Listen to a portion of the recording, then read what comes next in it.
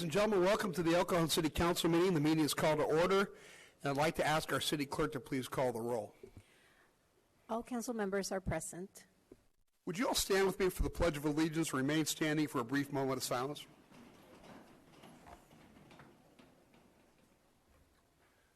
I pledge allegiance to the flag of the United States of America and to the republic for which it stands, one nation, under God, indivisible, with liberty and justice for all.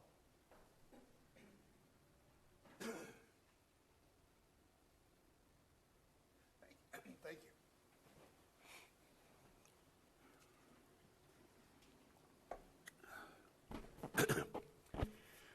The city clerk posted orders of adjournment of the September 14th, 2021 meeting and the agenda of the September 28th, 2021 meeting in accordance with state law, housing and council authority policy. We have 3 items under presentations on today's agenda. First, we have a commendation for a fire rescue, and I'd like to ask our city manager to tell us all about this. Thank you, Mr. Mayor. We're really excited to recognize 4 individuals that are residents at ECTLC, and I'll let the proclamation speak to itself a little bit more, but just to give the audience an understanding, a couple weeks ago on I-8 there was a car fire, and 4 of our residents, without any hesitation, jumped out of their vehicles and pulled a couple out of the car, a burning car, and saved their lives. So we actually have some video footage that we're going to show, and then we'll turn the time over to the mayor for the presentation. And Ryan Villegas will hand out those commendations, and one of the gentlemen can't be here today. So with that, let's roll the video.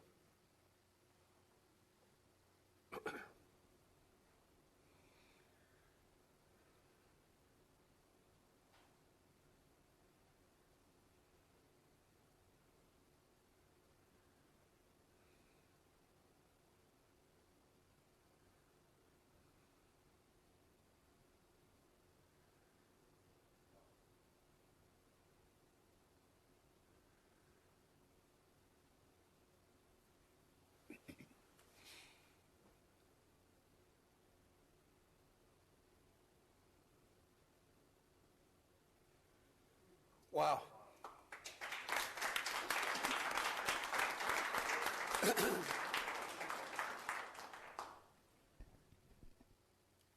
So, Mr. Mayor, I believe there's some commendations, but if we could have those 3 gentlemen come on down, that'd be wonderful. That'd be really great.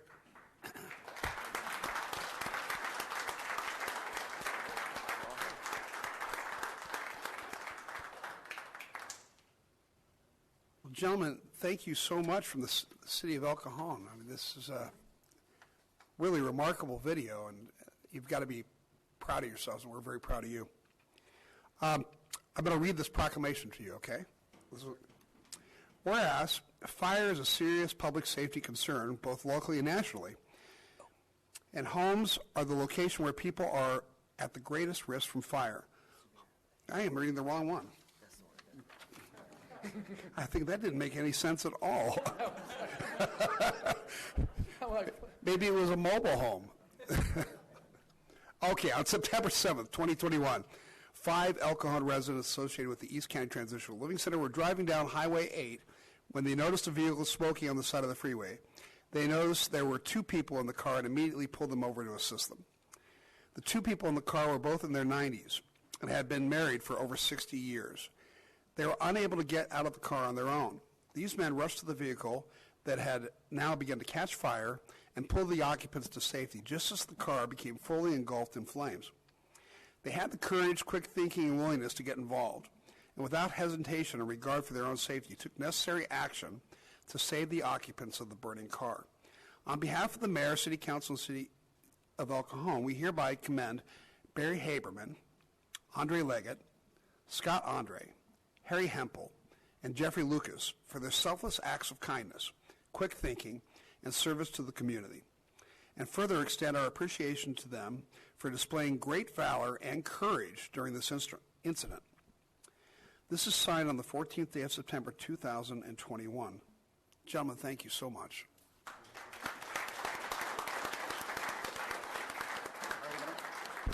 And then I have your proclamations here for you. So, Andre? Oh, there's two.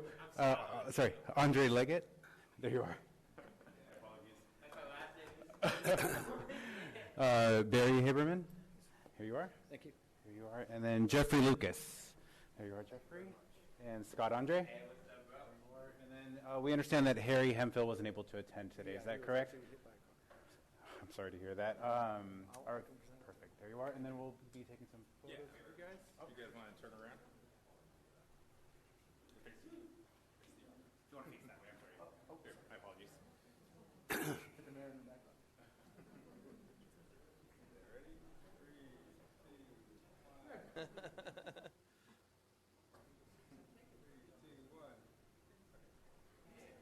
Thank you. That's so cool.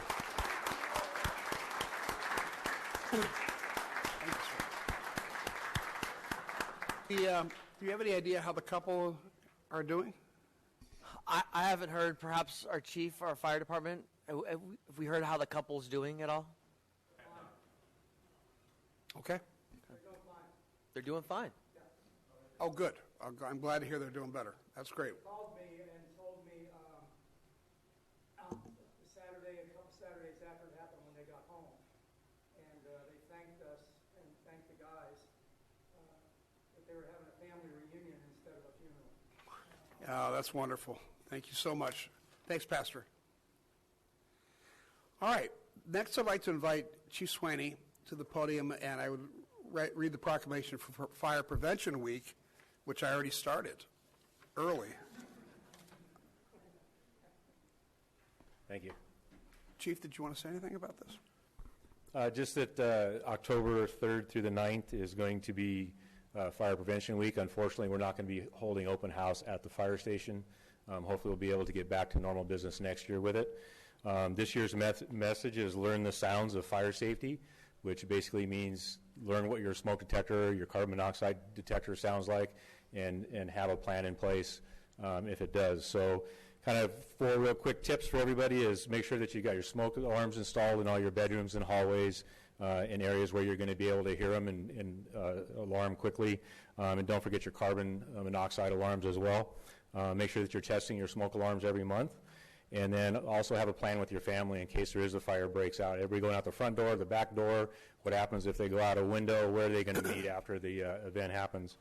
And then if fire does occur in your home, get out, stay out, keep calm, and call for help, and we'll show up. Chief, what are the most common causes of house fires? Most of them right now are probably cooking, just unattended food where people get distracted while they're cooking, and believe it or not, someone will start cooking something and decide to run to the store and leave the stove on, and that usually ends up, being a very common cause. Another one is candles, like if there's a power outage or something, people will leave candles lit, or they like to have candles in their rooms and stuff for scent, and they'll have some fires because of candles. But those are probably the 2 most popular, causes of it. Oh, thanks. Any questions for the chief? Thank you for the presentation, Chief. I don't have a question. I'd be remiss if I didn't express my gratitude towards the 5 gentlemen at the proclamation. Is that okay, Mr. Mayor, if I address those men? I can't tell you how valuable you guys are to our community. What you 5 gentlemen did is heroic. And I want the public to know that they, formerly homeless, correct, and they're heroes now. Pastor Harold, Ivan, here from ECTLC, you have created an incredible organization and a brotherhood that is second to none in the country. I mean, and this took a lot of time, and praise God that he gave you the vision for all of this. It took so much inner work and self-work inside of you to not only go to ECTLC and say, I'm done with this life, I want to improve who I am, but then be selfless enough to go put your own lives at risk. I mean, one of you guys is still wearing the scars from it. We have an incredible organization here at ECTLC, and that's just a smidge of what these men and women do for our community. And we have something very special here, and I think that deserves to be highlighted. I think it deserves to be encouraged. And as far as I'm concerned, You're what makes El Cajon an incredible place. And I know that there are men and women at ECTLC that would do the same thing over and over again, each and every one of them. It is a very special group that you two have done. So I just want to thank you guys again. Thank you so much.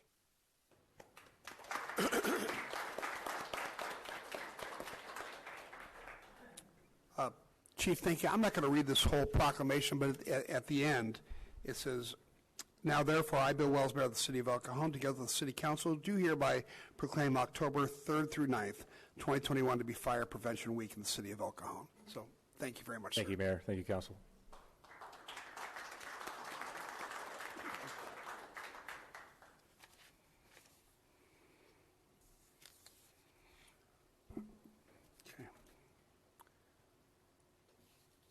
Lastly, I'd like to invite John Olson to the podium as I read a proclamation for Manufacturing Week.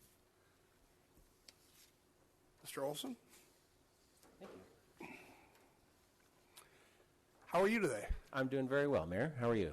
I'm good. I'm good. Before I read this, is there anything you wanted to say? Yeah, I wanted to say thank you for your the City of El Cajon's partnership with the East County Economic Development Council, and I'm looking forward to an exciting future of collaboration and working to make life in the East County as good as it can be.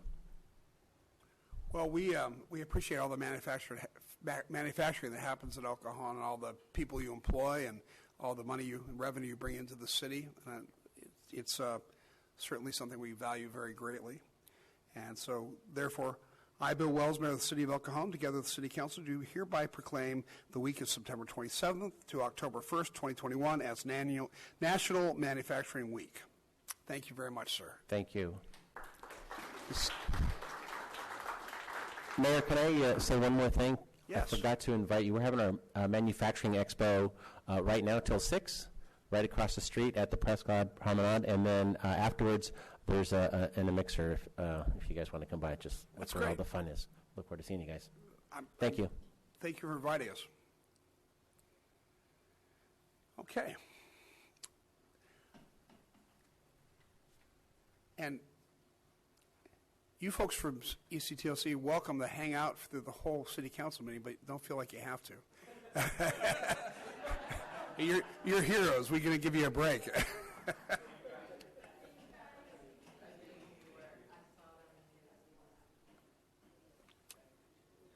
Okay, agenda changes. Staff, do you have any agenda changes? Mr. Mayor, we have no changes to the agenda. Council members? We're consent items. Consent items are routine matters enacted by one motion according to the recommendation listed below. With the concurrence of the City Council, a council member or person in attendance may request a discussion of a consent item at this time. Council members, do you wish to pull any consent items? Staff? No, sir. Angela, do you have any comments for consent? No comments, sir. I make a motion then to approve the consent items. Moved and seconded, please vote. Motion carries by unanimous vote. Great. That brings us to public comment. At this time, any person may address a matter within the jurisdiction of the City Council, Housing Authority, or successor agency to the El Cajon Redevelopment Agency that is not on the agenda. Comments relating to items on today's agenda are to be taken at the time the item is heard. State law prohibits discussion or action on items not on the agenda. However, City Council and Housing Authority members may briefly respond to statements or questions, and an item may be placed on a future agenda. Angela, do we have any speaker cards for public comment? We have one, sir, and it's from Mike Anderson. Guten Tag.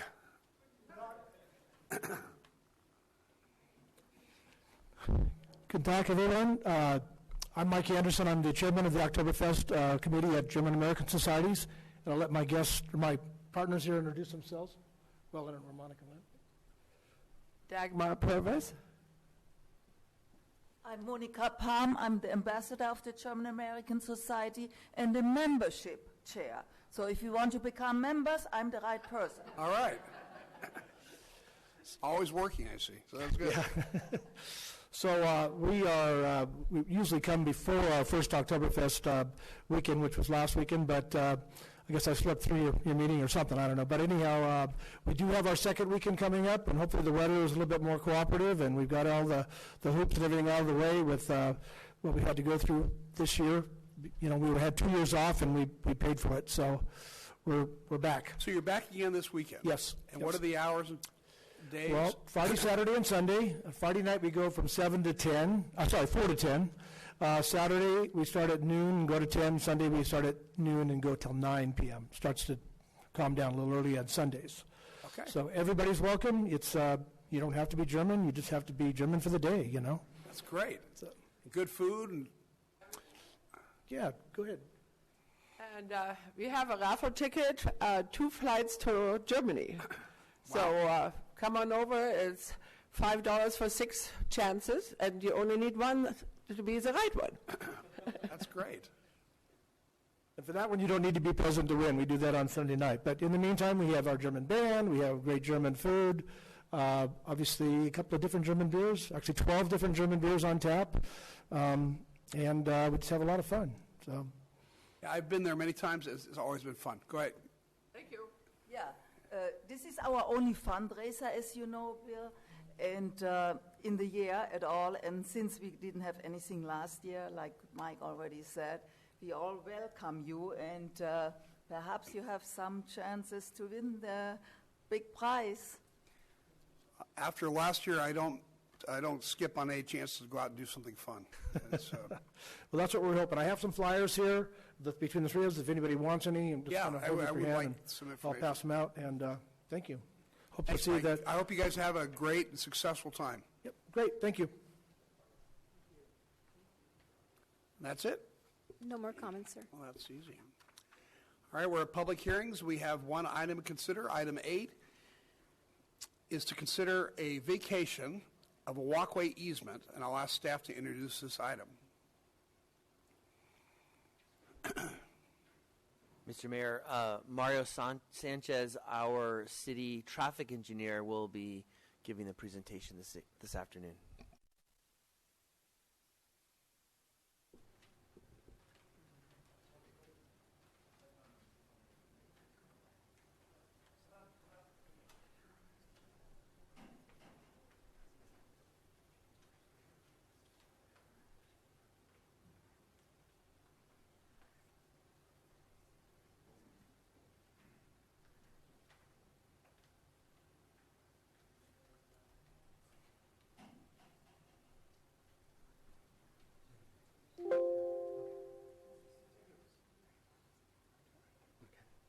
All right. Good afternoon, Mayor and members of council. My name is Mario Sanchez. I'm the city traffic engineer. This item that I'm bringing before you is a request to vacate a walkway easement between 2 cul-de-sacs. And I'm going to go to the next slide. Just to give you some background or context here, this is a site map that shows the walkway easement between Mona and Benjamin Place, and it's roughly about 150 feet long and about 4 feet wide, and it contains a sidewalk, and there's 2 fences on each side, and it's just south of Chase Avenue. And here's an aerial of the location. Those little green dots are street lights on either side of the easement there. And here's the actual parcel map showing the easement. It's a 4-foot wide easement, and it goes over 2 private properties, number 49 and 32, which is those 2 lots there. And there's a couple of photos of the actual easement there on Mona Place and Benjamin Place, just to give you more context. And this last slide is just a timeline of events of what has occurred for this process. Back in August 2019, we received a request to vacate the easement from the property owner that lives at, can't remember the street, on Mona Place. I don't remember the address. But anyways, then we went forward. June of 2020, we held a public hearing, and staff recommended to vacate the sidewalk easement. And the council heard that and went back and forth, and they continued the public hearing to August 2020. So in August 2020, a second public hearing was held, and in concurrence from staff, agreed to postpone the vacation of the easement for a period of 1 year to allow the residents to at least come to a mutual consensus on how to maintain or keep the easement open for a period of 1 year. So the property owner came back to us about a year later, about 13 months ago. So we're back here at September 2021, and both owners of the property containing the easement, recognize the good intentions of the adjacent residents, don't want to help out, but are holding firm to continue to close this easement. So with that, staff recommends to vacate the easement based on their concerns. And with that, I conclude my presentation. Thanks. Let me see if there's questions for you. Steve? Hi, Mario. Good afternoon. What an odd easement to be on private property. Was that the way it was originally designed? Yes, back in 1966 when they was subdivided, I guess Planning Commission at the time wanted to have some type of walkway easement between both cul-de-sacs. There might have been to put a street there to make that connection. There's also another walkway easement on a separate lot as well. So it was established back in the 60s. So does the shortcut serve any purpose to get to a park without having to go on Chase? No park, just for a handful of residences on both cul-de-sacs. So does it serve a purpose for shopping? No, not at all. Safer? Just for residents. Just for residents? Yeah, single Okay. family. Okay, thanks. Has there been any problems since 1966? Not that I'm aware of. We looked at the crime mapping statistics, asked the police department. Haven't been any calls for service.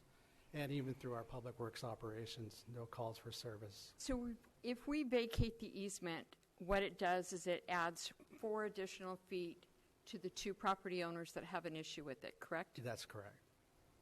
And from what I understand, that this walkway allows residents to go from one cul-de-sac to the other cul-de-sac without having to go down Chase, which sometimes can be an issue with traffic and other issues. Yes, that's correct. Okay, and the reason the property owners want it back is because they're going to develop that property and not. Is there an issue with neighbors, other neighbors of creating issues? I think the most underlying concern is they're concerned with liability. If somebody gets hurt or something, their homeowners insurance would be liable. So we haven't had any issues since 1966, No. and they're concerned about liability. Yes. Now, okay, thank you. Mayor, maybe I can make a quick clarification. Sure. This does not increase their properties because their properties are subject to the easement. So they already own the property to the proper property line. This easement just takes away from those 2 parcels this, I think, 4 foot wide easement. So by vacating the easement, it just allows them to control it with not being subject to an easement anymore. It allows them to control their property. They can move their fence across where the sidewalk is and then use that extra 4 feet in the back of their lots or side of their lots, whatever it is. Okay, yeah, I have a similar easement on the side of my property, and the city came out. They no longer needed it. They covered it up, and nobody claimed it. So, yeah, I understand. Thank you. Mario, thank you. You're welcome. All right, I'd like to open up the public hearing and ask Angela if we have any speaker cards.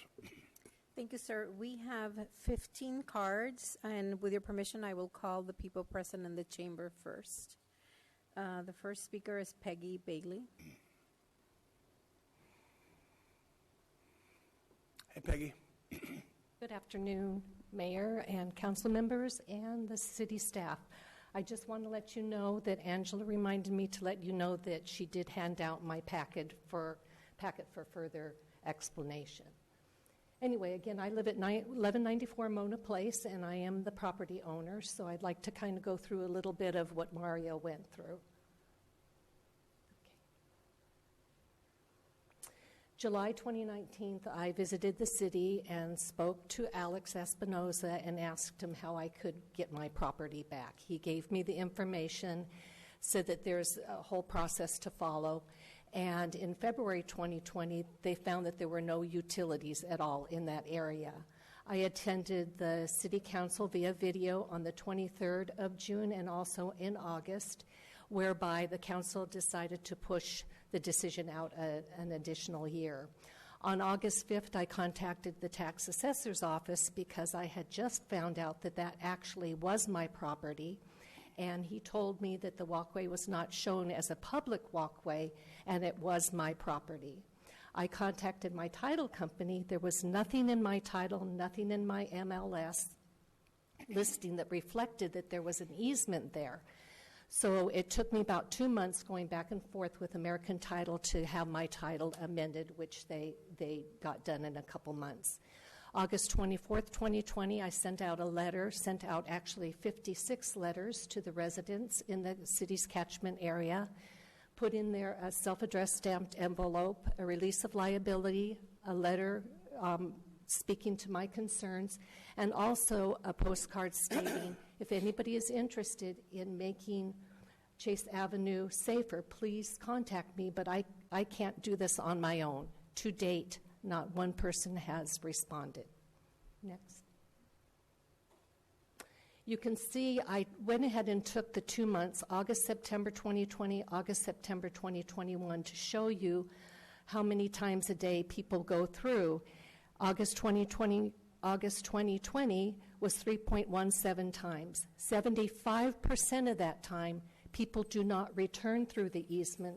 Therefore, they're having to either cut through other people's property or use Chase Avenue. And you'll see the same on August 2021. Next. There was a slight uptick in the episodes a day shortly after the City Council meeting. 82% of the residents reside on Benjamin, 75 not returning back through the easement. Looking at August and September, it went down to its usual average, about 2.17, 2.2 times per day. Next.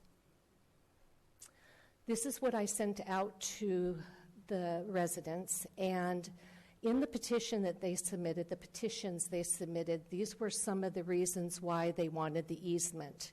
It's dangerous, it's busy, there have been accidents, they're exceeding mileage, that for health reasons, that they wanted that the easement to walk through because of COVID, enables people to get through for emergency exits, and kids to walk safely to school. Almost 3 years of camera data have not shown any children walking through to go to school, to attend school. Next.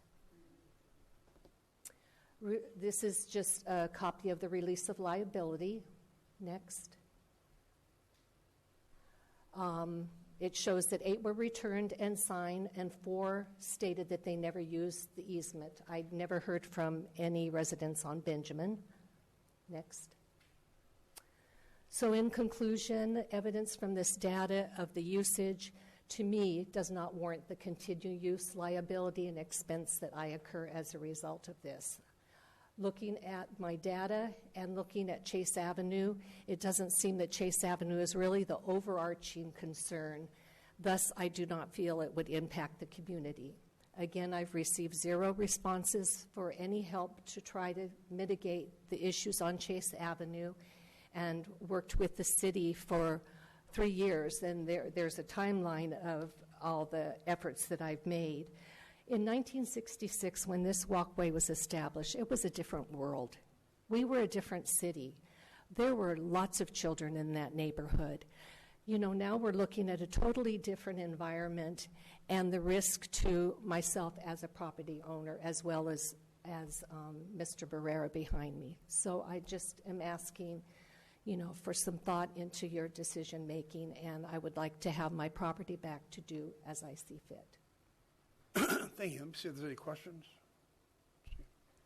Hi, Peggy. Thanks for thorough information. When did you become the property owner? 22 and a half years ago. 22 and a half. And what urged you to say, I want to do this now, or starting 3 years ago? I was under the assumption, and my neighbors around me when I bought the property, that that was an emergency walkway. So I thought, well, that didn't make much sense, but I was a new homeowner, and I went ahead and accepted that. When I looked at my title and all the information, it was never in there, so I didn't know I didn't own that property until I started a renovation within my house where the utilities had to come out, and the whole thing was explained to me, and I said, it's not my property. So that was just, about a little over 3 years ago. And have you talked to your insurance company, your insurance agent about this? Yes, this is on my liability. It's my homeowner's policy covers the liability. And that being said, if something should happen on my property, I'm responsible. Yes, I have insurance, but then, I have to look at my costs going up. Okay, thank you. You're welcome. Thanks, Peggy. Thank you. Next speaker, Jeanette Malanga. Hi, welcome. Hi. Honorable Mayor and City Council. You pull that down so we can hear you. Speaking is terrifying for me, so forgive me if I get a little nervous. You're doing fine. I respectfully disagree that the easement is no longer necessary for its intended purpose. It was intended for a pedestrian walkway to connect both cul-de-sacs. And with it not being for shopping or whatever, it clearly was like a community thing. I believe it to be also inaccurate to state that it only benefits a handful of residents at the end of both cul-de-sacs, which contradicts the greater than 45 petitioners and other community members. Generations of my family have used this sidewalk for over 55 years and still use it. Using it has fostered many friendships on Mona and that exist today. While gardening out front, I have met a lot of new families and couples and people from both Mona and Nidra who use the walkway. And because of the issues going on, I made it a point to observe the people in the area walking through that easement. New families that have moved in are using it. We have done everything you have asked us since the last meeting. We have maintained the upkeep, trash is minimal, and honestly, we feel like no matter how many people are against its closure, we feel we truly aren't being heard. As for the liability, to my knowledge, there has been no accidents or issues reported. I'd like to read something that one of the property owners that requested the vacate sent out to the people. This was included in the letter that she was stating. Speeding traffic on Chase Avenue, August 2020. I wanted to take this opportunity to reach out to our community regarding the concerns of all of us as to the speed of many drivers using Chase Avenue. Chase Avenue has become a hazard when trying to exit or enter our streets on a daily basis, as well as observing other drivers over the speed limit. Many pedestrians use the sidewalk on Chase, including Grossmont High School children. If you are interested in taking these concerns to the City Council and are putting together a group of neighbors to come up with ideas, I'd be happy to be involved. I cannot do this alone, so I'd need everyone's support. If interested, please email me. These are her words. She herself is saying Chase is a hazard because of the speeds driven, yet she wants to close our only safe passage, our community's walkway to the next street. Someone was killed only a year ago, exceeding speed limits, only 20 feet away from the sidewalk will have to be forced to be used. This will open up a whole new next level of possible liabilities. At this time, I would like to ask for a continuance so we can seek further outside legal advice and community interest in this matter. Questions? Peggy said she sent out letters for release. Were you one of the four that provided a release? No. Honestly, when I received that letter, I felt like I was being bullied into something that I didn't want to sign. It just didn't feel good, receiving that type of letter that we were being forced to use something that was obviously dedicated to the public. And since my family has used it for generations and generations, and still use it, it's something that's, it just didn't feel right. Do you think it's unfair that she's asking for a release of liability since she is liable? I don't know if it's fair or not. If she, I mean, is she actually liable for it? It's her property, It is her property. half of it. No, but I would like to seek outside counsel Okay, before I sign anything. okay. Thank you. Gary? Ma'am, how often do you use this easement?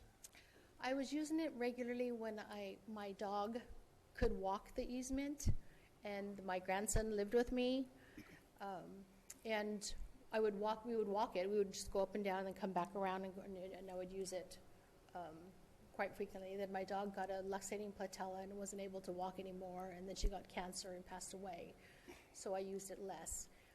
My grandson and I were using it until they put up a hunting camera that took pictures that flashed at us. And I felt uncomfortable with my grandson's picture being taken with a hunting camera. And I know it to be a hunting camera because my brother-in-law uses the same camera for hunting. It's camouflaged, and the flashes, and I only noticed it when a flash would go off and take our pictures, which made us feel very intimidated, and it was uncomfortable, and I didn't know what those pictures were being used for my grandson. I did not want his picture taken. So we stopped using that easement at that point more than I would have liked to. All right, thank you. Steve? Ma'am, one more question. One more question. I should disclose to you that I went out there last night at 10 o'clock to look at the condition. It's completely dark on the walkway, and there's street lights on both ends, which I observe working. So there's really no light provided on the walkway, which I can see can be a concern. I also did walk the sidewalk on Chase. It's 143 feet. It took me about 45 seconds to walk. Do you feel unsafe in that situation? Honestly, no. I mean, I've used nothing. There's nothing. I've lived there since I was 5, and not the full time, but over 25 years I've been at that home. My father's home, who was the original owner, and it was used as a selling point. And I used to go back and forth all the time. I had friends, best friends, or we're still friends with families to this day that used to live on that street. So to clarify, I'm talking about Chase Avenue, the sidewalk on Chase Avenue. I'm sorry. Was 143 feet corner to corner by my measurement. Yes, I do feel uncomfortable going down that street, and I make sure I try to walk, clear, because when you walk that street, I've videoed how fast the cars are coming around, and it's a slight corner actually starting, and you can actually feel you move when a car goes by. It actually moves you. So, yes. I would agree. My unscientific assessment was cars were going by there pretty quickly. Yeah, they do. And when the curve comes around, there's a house right on Hardin on the next street from Mona that cars have crashed, I think, 3 times. I'm not quite sure. I know at least for 2 times a car coming around that street has crashed into that house because it's going too fast. Great, thank you.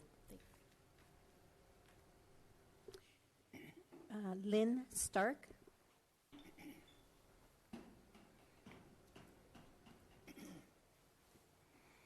Ms. Stark, welcome. Thank you.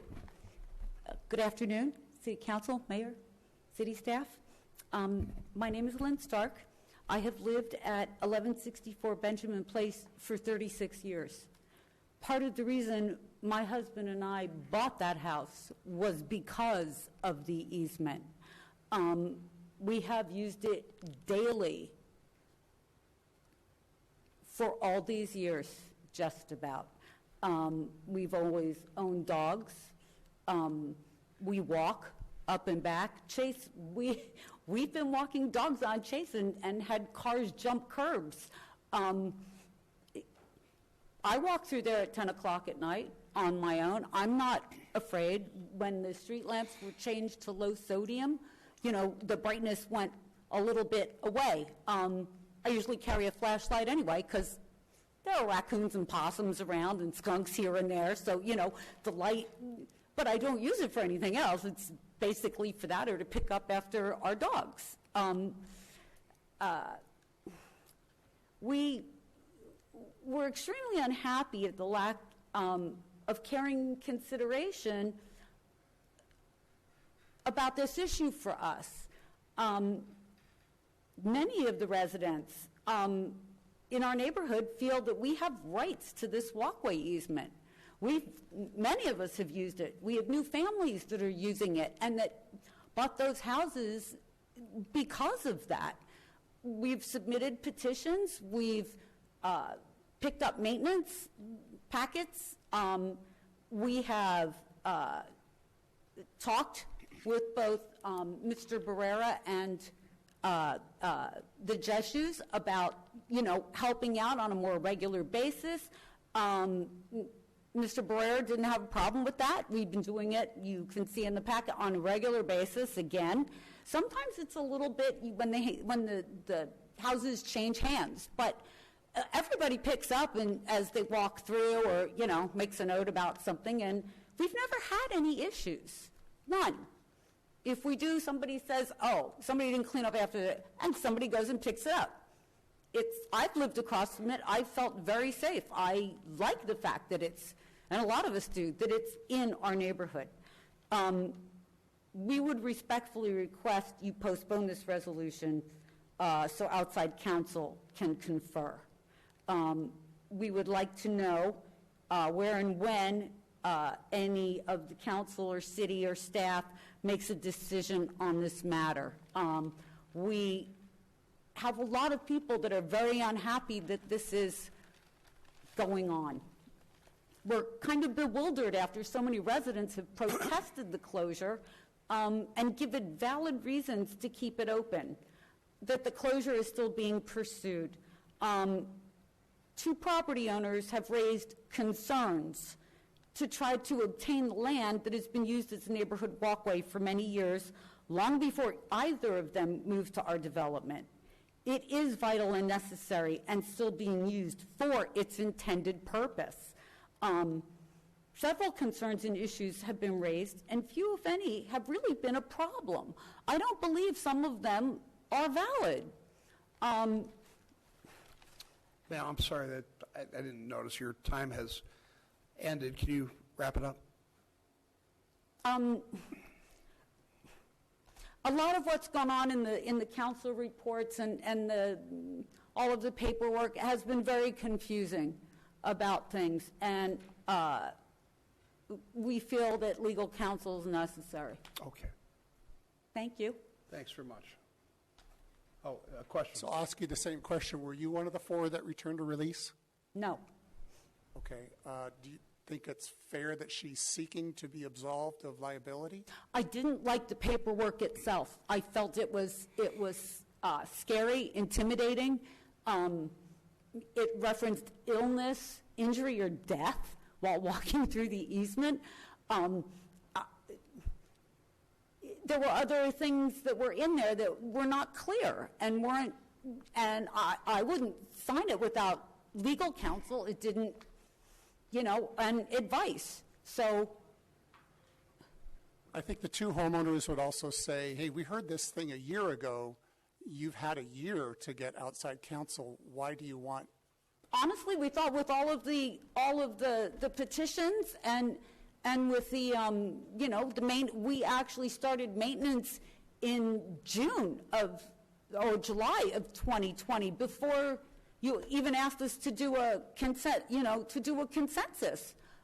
We talked and Mrs. Jeshu didn't want any help on her end, and to be honest, there really isn't that much to do at her end. So Mr. Barrera was glad, and we all just hopped to, and as we used to. All right. Thank you. Mm-hmm. Thank you. Thank you. Howard Stark.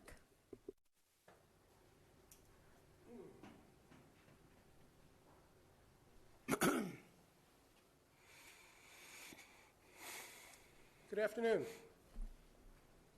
Let me met to sit up here if I can. Appreciate the city council and the city staff taking the time to hold the meeting so we can be heard.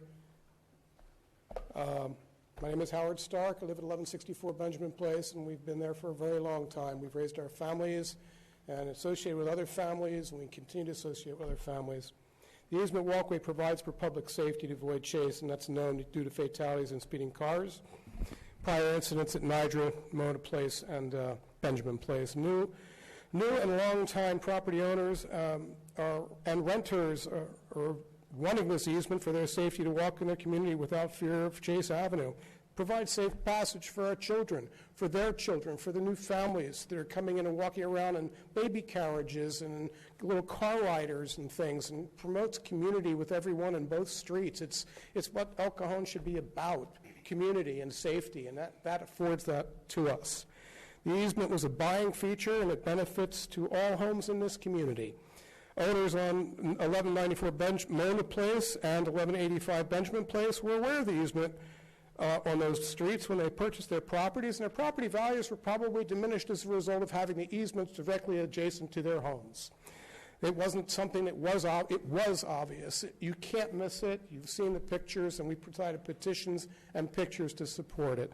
Especially with walking this easement at this time and with the pandemic and everything that's been going on, it provides for the opportunity to have some safe walking area between the streets without going on Chase Avenue, which is deadly and seriously a problem.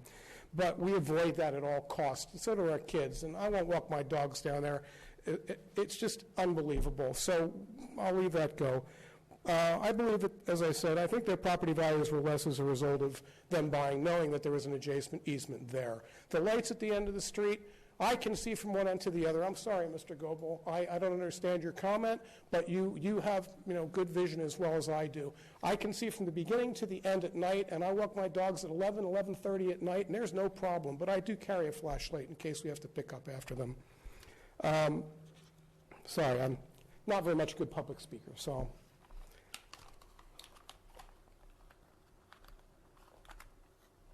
Pardon me.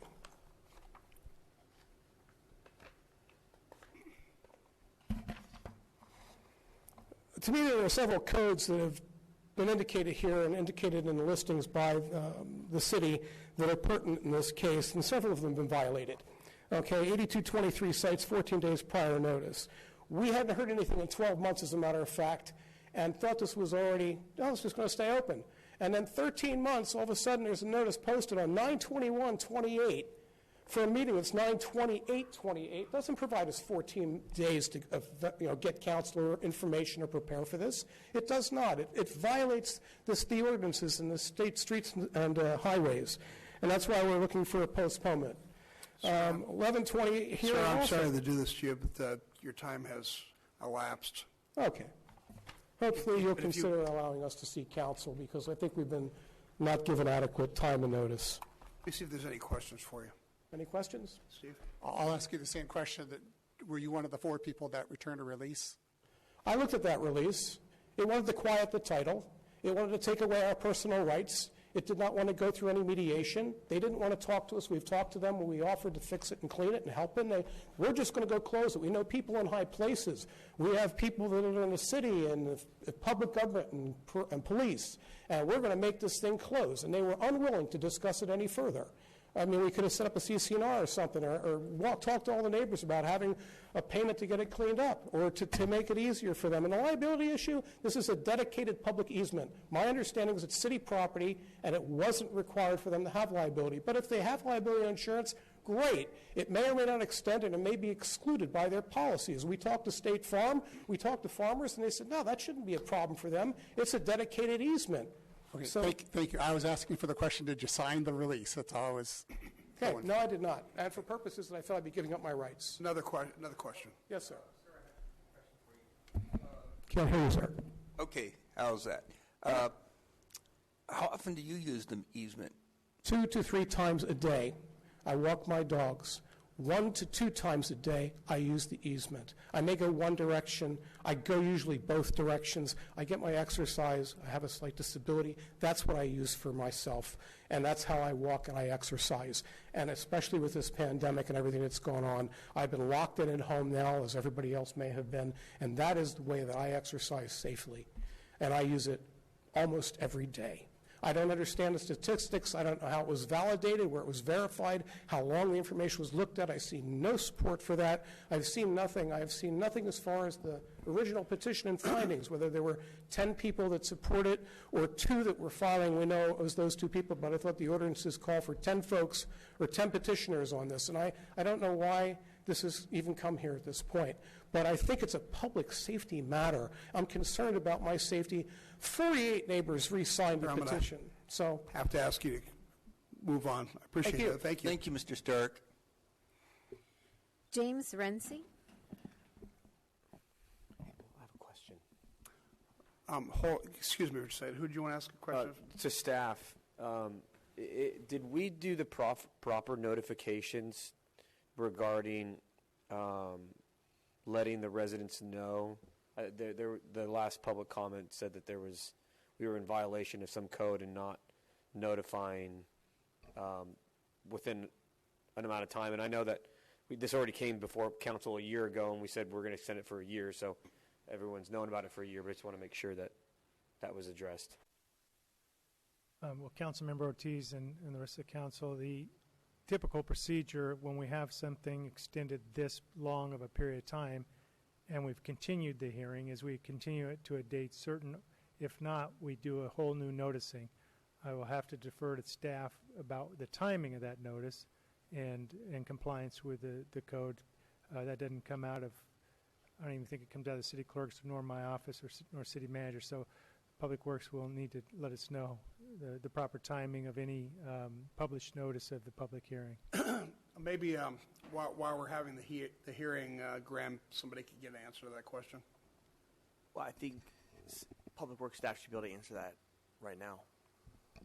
Well, let's since we have somebody here, Phil, I'm going to go ahead and take this person. And no, sir, go ahead and finish. Mario, I'll call you back up when the gentleman's finished. Hi. Good afternoon. My name is Jim Renzi, land use consultant. I'm at 1128 East Washington, Unit D. I've also been a resident in that suite of family since 1967 to 2019.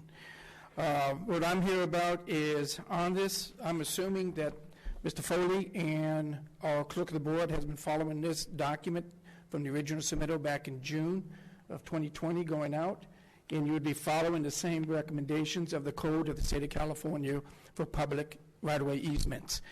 Do you want to go ahead and give that document to our clerk, because I don't know what that document is? Well, okay. So if you have a document, you got to submit it to the clerk, and then they'll... Do I give it back? Yeah, she'll give it back to you, I'm sure, yes. Go ahead, sir. Okay. With that document, it's stating through the general vacation procedures 8320 through 8325. I had spoken to Sanchez, right? Yeah, Mr. Sanchez this afternoon about it. And we noticed if they're going to be following the procedure, they would have been, after a year out, they would have gone back and resent the notification at least 15 days prior to today. They did not do that. They only let out 2 signs, as he's indicating. They have to have a minimum of 3 signs, or 4, because of the proximity and where it's going to get posted for the public. That didn't happen. That would be Section 8321, Section D and E, that you would go through subcrip. Just to be clear, your contention is that this meeting was not properly noticed. That is correct. Okay. That's part of it. Now, with the applicant coming today before you, she would be having to make her findings, and I noticed planning said no negative deck is required. But through engineering will notify that on Section 8331, there has to be a period of 5 years consecutive with an abandonment or no use of that easement prior to a city to vacate that easement of a public easement. It is private in nature of ownership. That is correct. What you guys will be doing today is changing the terminology from public to private. The easement doesn't go away. It still stays there. It just changes its form. At the same time, that easement does not have a liability running with it. It's no different than a public sidewalk that sits in front of your home. So if I have a liability on a sidewalk, then I have a liability on that private pedestrian easement. And in this case, you don't. If you check with your insurance company, they'll say no. The liability runs to the city of El Cajon. That's who's going to take it. At the same, Mr. Foley would understand back in 2002, state of California for these type of easements has relieved all liability issues to private parties. It goes to the public agency who holds that easement. Sir, your time's up, but let me ask you a question. Are you representing somebody as an attorney?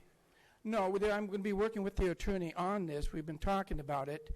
And I'm working with the homeowners because they could not get anything with the applicants. Are you a resident of the... I used to be a resident until 2019. I sold the house.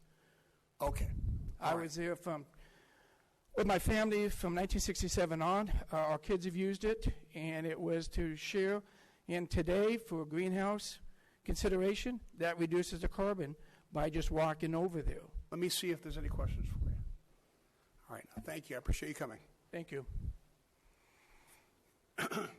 Mario, come up and so there's questions about the notification of the meeting. Yeah, we mailed out. Do you hear me? We mailed out notifications on September 6th to all the residents on Mona Place and Benjamin Place, and then we notified, actually do a public notice 2 separate times in the Gazette, and also posted last week. I have a couple of photos here by my intern at the 2 street lights. And then we post at the kiosk as well, right here on the front. We post our agenda. I'm going to give this to my... Just out of curiosity, Mario, when people email about this kind of problem, as I assume they have over the last year or so, are they also notified by email of any kind of upcoming events? Not by email, by regular mail. Okay. Yeah. Thank you. Any questions for Mario? Here's. Okay.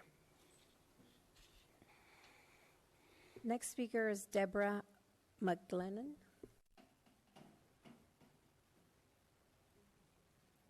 Hi, welcome. How are you? I'm great.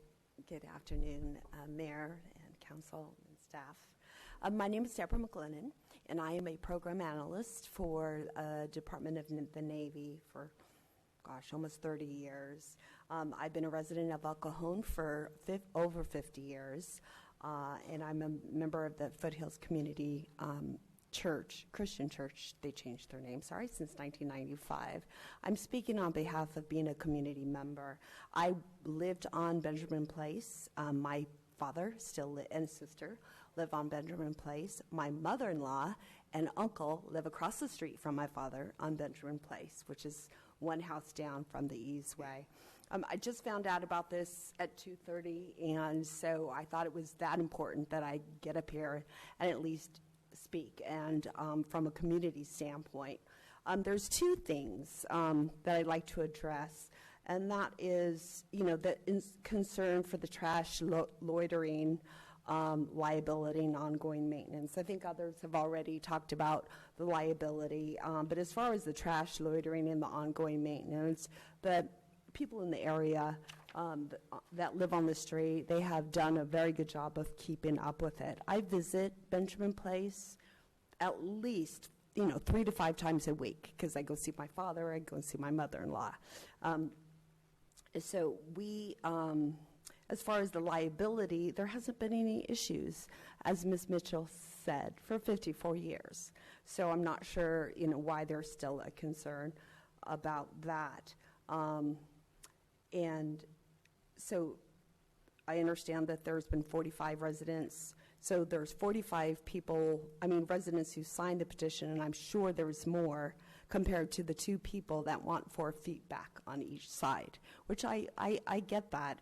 But like to research what the actual underlying issue is. So it's all about community. As far as use of that, I have 3 grandchildren that I go back to that street and we play and we ride, and every Halloween, all 3 generations of former Benjamin Place residents gather to go trick-or-treating, and we walk through that easeway. So it's a community issue. So it's being used by numerous generations. There's a new group of generation of kids that are moving in, that I see them with their parents and walking through and riding through the easeway.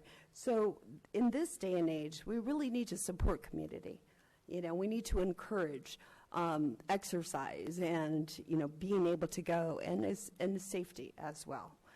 So I also request the continuation because I just found out about this an hour and a half ago, and I'd really like to engage and to help since this does impact my grandchildren, my nieces, my nephews, their children, and so I request that continuance so I can analyze, engage, and help support this issue. Let me Thank see you, if there's sir. any questions for you. No, we're set. Thanks very much. Thank you. Corey Klassen.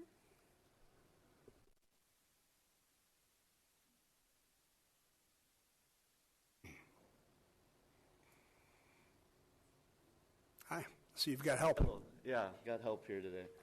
My name's Corey Clausen, and this is Carter. We just moved to 1128 Mona Place about a year ago, and we really liked the cul-de-sac, and what drew us was the easement that we could go between the cul-de-sacs without any harm, because we noticed right away Chase Street was super busy, and so we don't want to go on that street at all costs, so we like the easement, and we have used it like probably 3 times a day since we've been there with our grandparents. His grandparents come, and they take him on walks and his scooter, so we use it literally 3 times a day, and we just want to keep it open and keep this guy safe and keep any future generations safe, I guess, because Chase Street is something that we should avoid at all costs, and I guess that's it. Thanks for coming. Questions? To be fair, I asked each person who lives on Mona and Benjamin, were you one of the 4 that returned the liability? No, release? we were Okay. not. Thank you. Thanks, sir.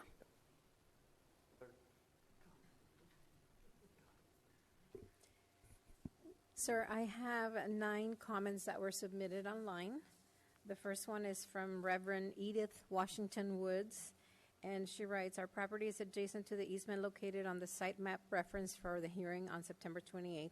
We don't have any issues with the easement being used for walking between both streets and the ease of not walking along Chase, which is extremely busy. The things that were stated in the 2020 letter by 2 of the 4 properties adjacent to the easement stated that things were happening which we have not seen nor heard in the 2 years we have lived here. Our main bedroom is located on the first floor of the easement side, and we have not been disturbed by anything happening either day or night. The street is well lit and at night and quiet. As one of the homeowners on one side of the easement, we have never been contacted by anyone inquiring about the easement. The easement is between our property and the property at 1185 Benjamin. The pictures submitted of the easement include our white vinyl fencing. The trees hanging over the easement from 1185 are unkept, and rotting fruit is often in the walkway along with weeds and leaves at the bottom of the fence.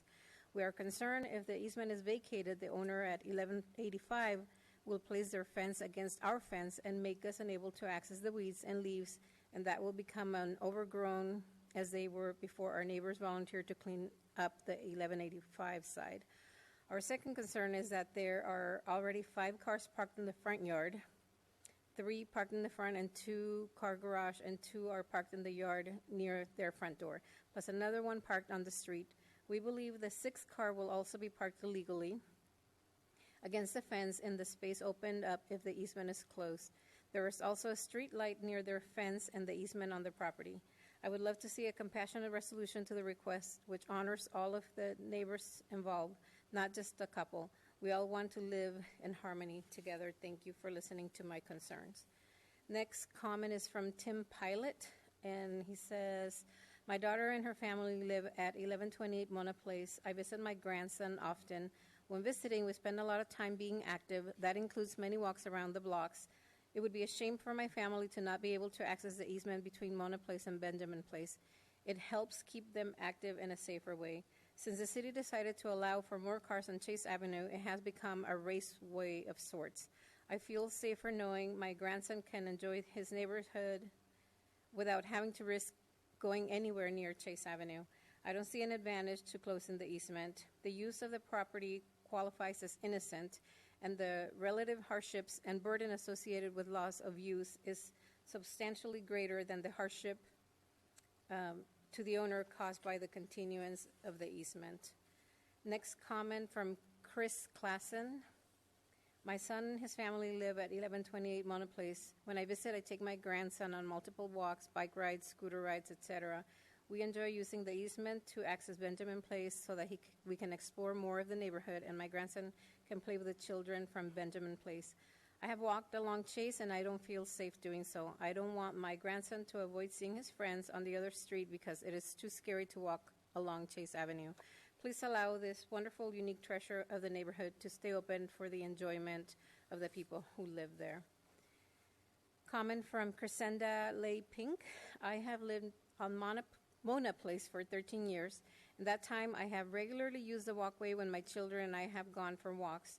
In these many years, we have experienced many accidents on Chase Avenue where our street crosses. I now have a 5-year-old granddaughter that rides her bike while I walk with her. We still use the walkway to cross between streets. In addition, I work from home, and any given day, I see no less than 15 to 20 groups or individuals that walk past my house and use the walkway to cross over to the other street. That walkway is heavily used and is a safe way for residents to get in their exercise.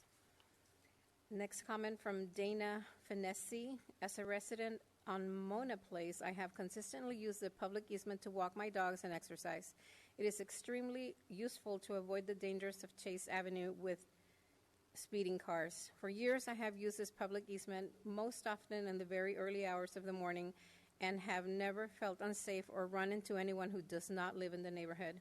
It has been mostly well maintained, and I notice that many other neighborhood residents use it daily as I have. I have noticed children of the neighborhood using it during their walks to and from school. This has been a well-used public easement meant to allow residents to use as part of their daily lives. It continues to be used as such and should continue without threat of closure. I am unable to attend the hearing in person due to work schedules and hope my use and support of the public easement will assist in keeping this neighborhood amenity intact. From Rachel Klassen, new homeowner on Mona Place since August 2020. I have a 3-year-old. The easement was a large selling point when buying our home so that we could take longer walks around the neighborhood without venturing towards Chase Avenue. Being active is important to us, and we use the easement multiple times per day to avoid having to walk along Chase Avenue where cars drive over 40 miles per hour.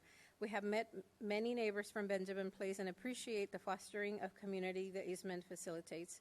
Though we have never seen the easement misused or unclean, we are willing to contribute in any way necessary to maintain and care for it.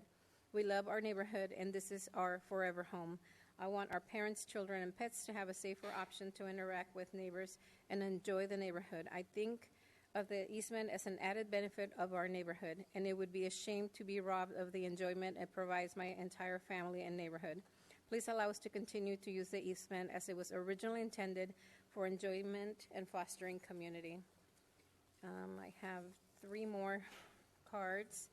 The next one is from Kathleen Castillo, and she writes, I was surprised to see the walkway between Mona Place and Benjamin Place come up again so soon after it was determined to be a benefit for the surrounding neighborhood. The walkway is used daily by many neighbors and is a safe passageway from Chase Avenue. The cameras placed in the walkway last year by the homeowner to prove us unsafe and unused did the exact opposite. I have walked alone down this walkway both at night and in the early morning before it is light. I have never been unsafe in 20 years I've owned my home. My home is located a couple of houses away from the walkway. Not once have I heard or seen an issue in the walkway. Why remove a benefit to many in the neighborhood due to one person's sudden wish to have it removed?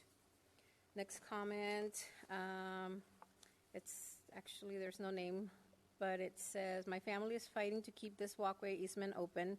When moving in here on Benjamin Place 11 years ago, the walkway was one of the main reasons we picked the street and saw it as a great safety feature for my kids to be able to get outside and play without having to approach a busy street. It allows my kids to go between both the cul-de-sacs to have fun, walk the family dog, ride their bikes, play with friends, and I don't have to worry about them approaching the very busy street of Chase at all. I also saw this walk-through as a great safety emergency exit if we ever cannot get out of our own street, which has happened before.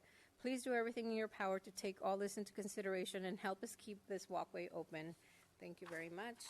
And the last comment is from Juan Silva Barrera, and it simply says, I would like to close the easement for safety reasons. That's the end of the comment, sir. Okay. I was wondering if the homeowner could come back up. I had one more question. Peggy? Yeah. You're all looking at me like, which one? Who are you talking to? So before we go on the deliberations, I just want to make sure I understand everything. If there was some solution that could be had where that piece of property was purchased from you, thereby ridding you of the liability, is that a solution that you would welcome or no? I would prefer to have my own property back, but if that's the case for either the city or somebody to purchase that property, then I'm looking at the years that I've paid the taxes and liability on insurance. Where does that? Yeah, I mean, that would be part of the negotiation. I just in general, if you sold it, then it would still, people be walking back and forth Correct. behind that. Would that cause you a burden? It would still be a concern for me, So you just would for safety. You would rather not sell it and Right, I would just rather vacate vacate the it easement. and take my property back. That's all I wanted to know. Okay. Any more questions for her before I? That was my question as well. Should be open to someone purchasing the property. Okay. I think that answers our question. I appreciate you coming. Okay, thank you. All right, then, I'd like to make a motion to close the public hearing. Second. Move and second, please vote. Motion carries by unanimous vote. We have some deliberations, but I have a question for our attorney, if you don't mind, first. There had been some contention about liability, and somebody mentioned that if there's an easement, then the homeowner no longer has liability. What's your legal opinion on that? Mayor, members of the council, this easement is treated just like we would any kind of a sidewalk adjacent to property. Usually, normally those are part of the right-of-way easements. So if we have a trip and fall on one of those easements, we will be seeing a claim, and we typically handle some liability portion of that. If a property owner's adjacent property created a dangerous condition, not ours, we would turn and seek indemnification from that property owner. For example, tree roots that grow on their property and extend out and push up the sidewalk and cause a trip and fall, we would look to the property owner that had that tree to contribute toward that or to take over the defense. So, for example, this is on my mind right now because we had a dog attack somebody on our street yesterday. What happened if a dog attacks somebody in that easement area? Would the property owner possibly have any liability for that? Well, possible from a legal perspective just means there's one itty-bitty chance of somebody alleging some sort of liability on the part of and proving liability on the part of the city. But the probability of it is no. There would be no liability on the part of the city. Now, that being said, there are questions that may arise in the design of this easement and its subsequent use, lighting, space, and that sort of things. Access. A careful plaintiff's attorney would certainly argue some way to get to our deep pockets. Okay. And specifically, my question, though, was not us as much as the property owner. Well, again, we would treat it similar to the way we would treat a sidewalk. I think generally speaking, the courts have gone away from allowing us to absolve ourselves from all liability. That's why we bring to you claims for trips and falls of persons who are on our sidewalk. And again, the only way we get out of those is where we can show that number one, we didn't have notice of a design problem. Number two, unsafe conditions, and number two, it's caused by another person or property owner. Okay, great. Steve, I think you had a question, and then Gary. So you mentioned we treat it the same way as a sidewalk. Now, the public does not have the right to close off the sidewalk No. So even though that's considered private property with a public easement, does the applicant here have the right to close off this easement because you said it's like a sidewalk? No, unless you vacate it, the easement, agree to vacate the easement. Then they can close it off, move their fence, and block any persons from trespassing on the property. Let me clear. Let me ask it a different way.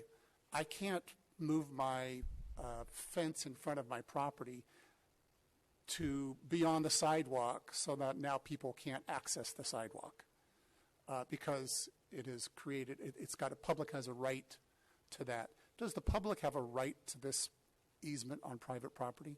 Currently, yes. So does the applicant have the right to ask for a vacation of this easement? They can. There are certain conditions that have to be met, certain criteria that have to be met. The one that is applicable to this one is where it meets two conditions. One is for a period of 5 consecutive years, we call it a street or highway because it's part of that definition, has been impassable for vehicular traffic. And number 2, no public money was expended for maintenance on the street or highway during that 5-year period. So English for me. English is, unless there's evidence that we've been spending money on this, first it's a 4-foot wide or 5-foot wide sidewalk. Vehicular traffic is very unlikely to be passable through there. Now, vehicular traffic, it could be a different sort of thing like a motorcycle, but I don't know. But we haven't had that issue come up. But a car certainly could not go through there.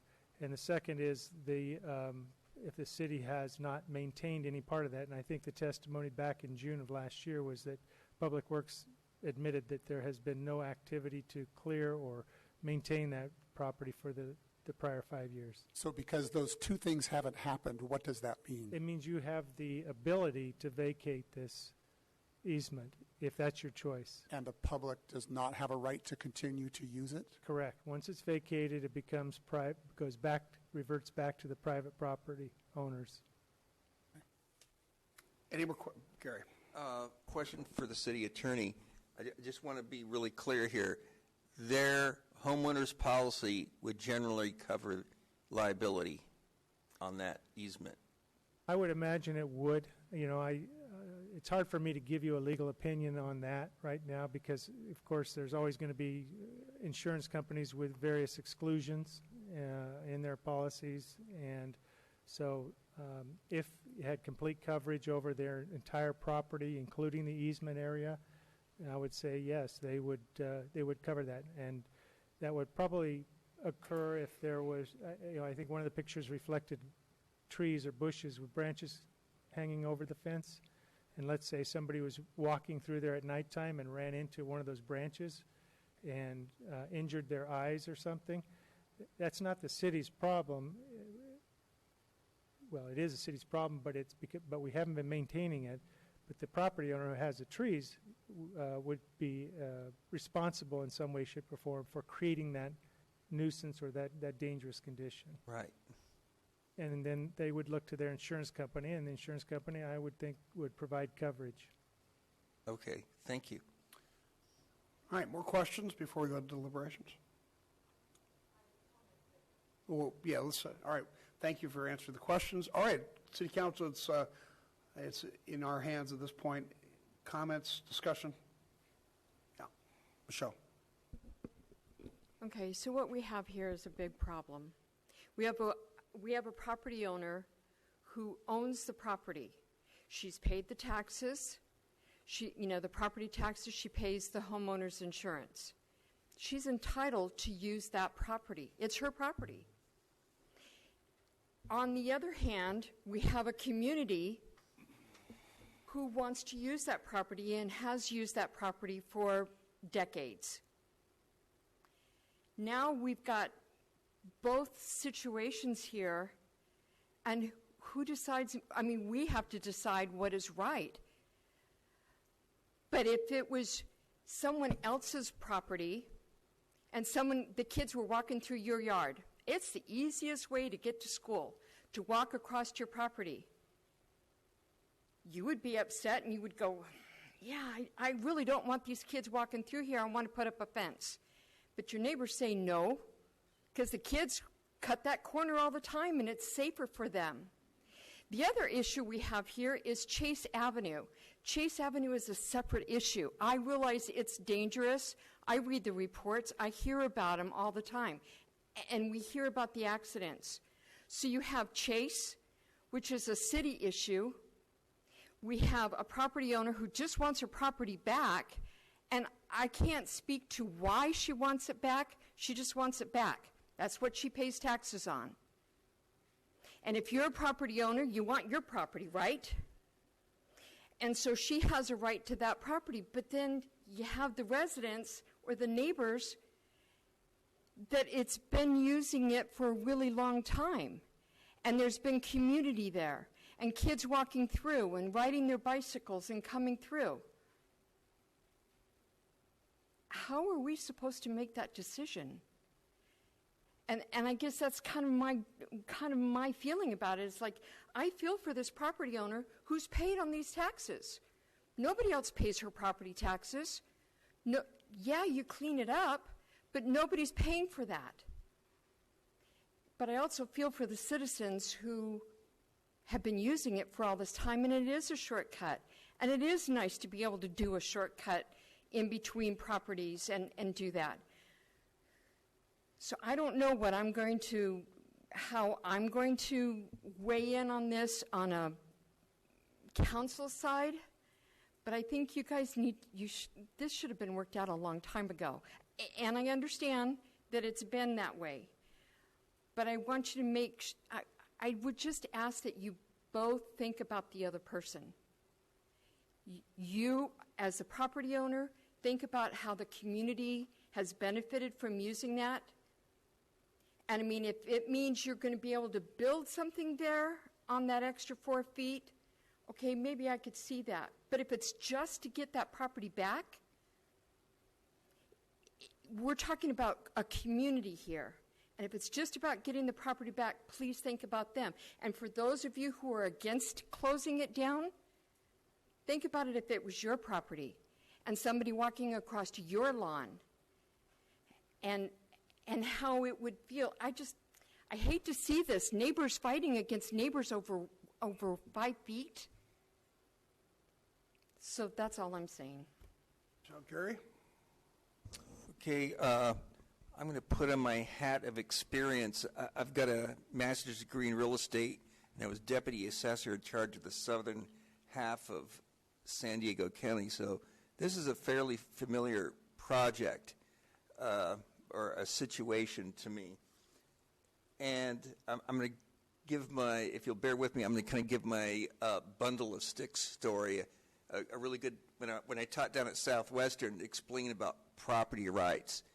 And when you buy a property, look at it as a bundle of sticks, a right. You have the right to rent it. You have the right to occupy. You have all these different rights.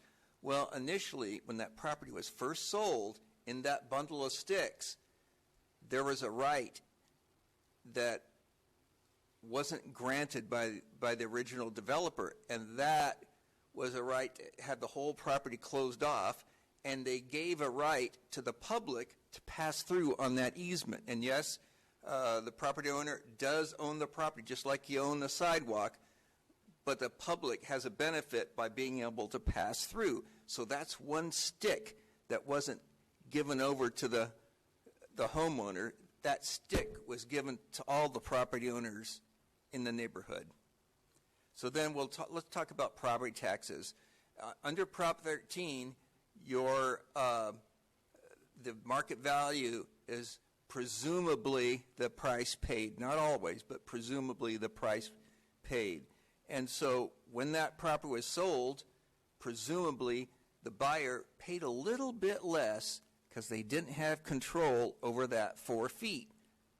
And that was worked out in the price, so you're not being taxed on that stick that you don't have, to try and put it as simply as I possibly can. Okay, so you're being taxed on having the property there, but not on the right to keep people out of that part of your property.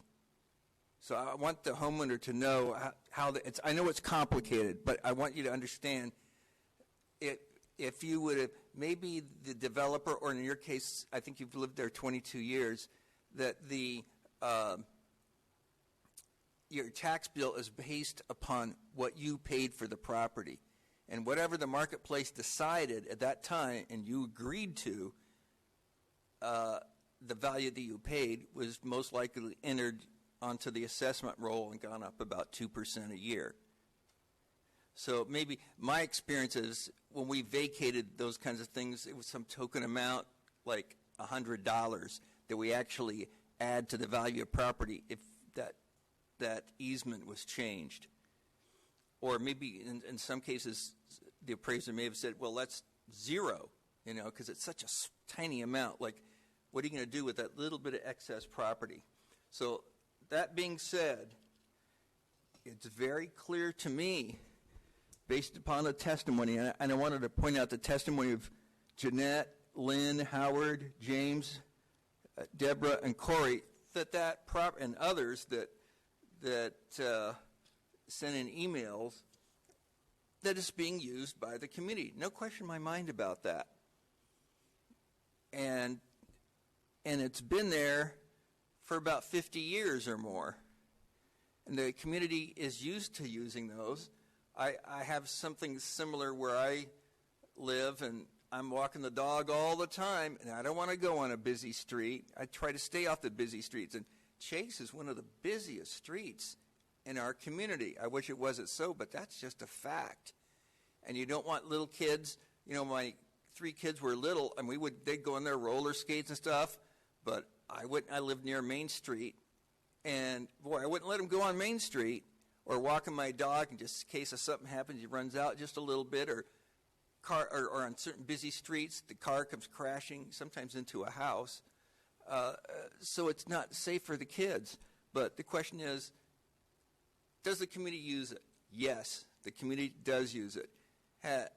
Did the owner of the house, way back since it was built in the 60s, did they know that they didn't have, that they missed that so-called stick of rights? Yes, everybody along the line, it was all disclosed. Everybody knew about it.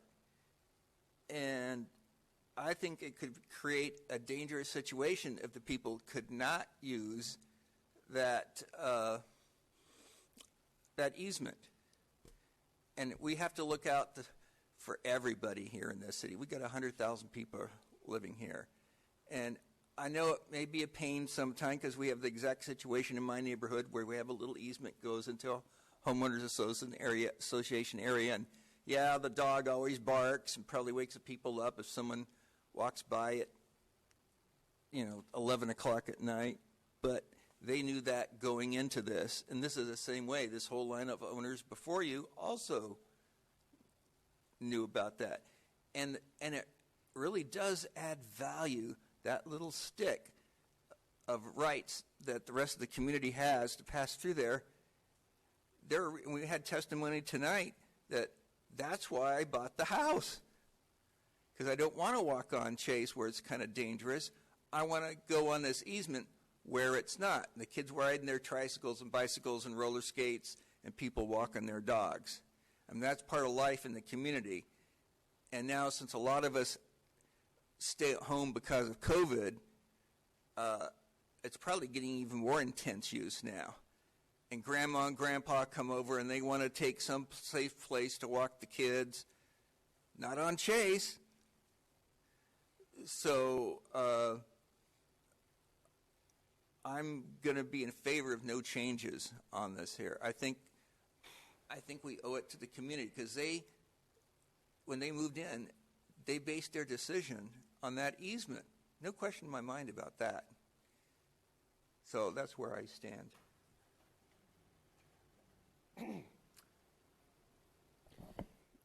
Yeah, this is a tough situation. And a year ago when we deliberated on this, we postponed it a year.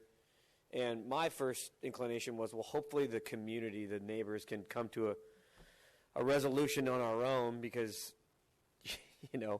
they're the most invested, and we hope that the community can come together and agree upon it. And it sounds like there's an impasse, and that's unfortunate. And that was my question as well, was is there an opportunity for, maybe the city to buy it and release that liability and, maintain it? But it doesn't sound like that's an option either, although that would be the one that would create most peace. I have a 4-year-old son and a 1.5-year-old daughter. We live on Washington, so I get it.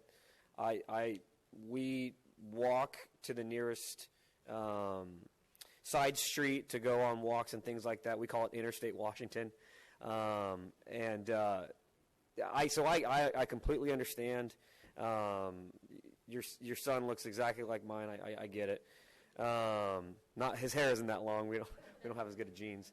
So I get that, and like my council Michelle here said, that's a city issue, and maybe we can step up enforcement through our police department to catch speeders and send a message. I know that's always been a focus of ours on Washington and Chase, those main thoroughways.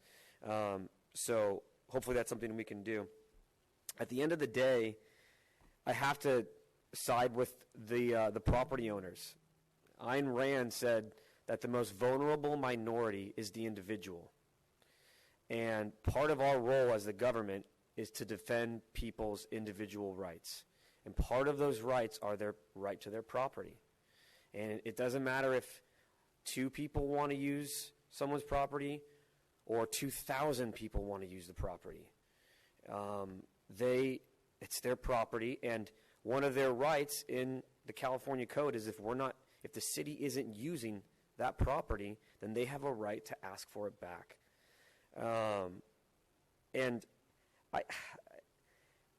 I do want to give some perspective in that these property owners have been sharing their property for 22 years with the community. That's a different flip side of it. They've been sharing it with the community unknowingly, but yet they've been sharing it. So I have to, stand up for the little guy in this one. It's unanimous between both homeowners that they want the easement vacated. Both homeowners want it. So, like I said, this is a tough situation, but, I have to side with the homeowners and support vacating the walkway. Although, I would like to see if there's a peaceful resolution, as I stated before, about the property being purchased. I don't know if that's an option. I can weigh on that just really quickly. So, remember, this subdivision was approved 55 years ago, right? So we've evolved in how we analyze these types of projects. In today's world, we would never approve this type of an arrangement. What we'd probably do is look at, is there a bigger community benefit? For example, does an entire other neighborhood feed to the middle school down the street? Mr. Goebel kind of alluded to this. Does this link to a commercial area? Does it link to a park? And if that's the case, perhaps the city would have required the developer to dedicate this walkway to the city, and then it would have been city-owned because there was a larger public benefit. In this case, I think it would be hard for city staff to say there's a public benefit. There's really a benefit of, we count maybe 12 to 15 properties that have the easiest access to it. So it really becomes a neighborhood benefit. And in that situation, we do this all the time with subdivisions that we approve, we would create a homeowners association. There'd be an assessment district or a Melrose district where the neighborhood would actually pay for that and then maintain that. And so that could always be an option. The city council could work with the neighborhood, or the city could work with the neighborhood to create a district that would allow them to purchase the property and then to collect an annual assessment to help pay for the property, either on their own or turn that assessment district over to the city to maintain. So those are how we would handle it today, but those are difficult things to do. And I just want to give that perspective. We would not recommend that the city purchase this property because it doesn't really benefit the community of 100,000. It really benefits a very small neighborhood in this case. Go ahead, Gary. Yeah, I wanted to point out that all along, the neighbors, the entire community, had that stick of being able to cross that easement. The owners of the property, that was given away before they even bought it by the developer. So they're asking for more rights than they ever had at the expense of the community.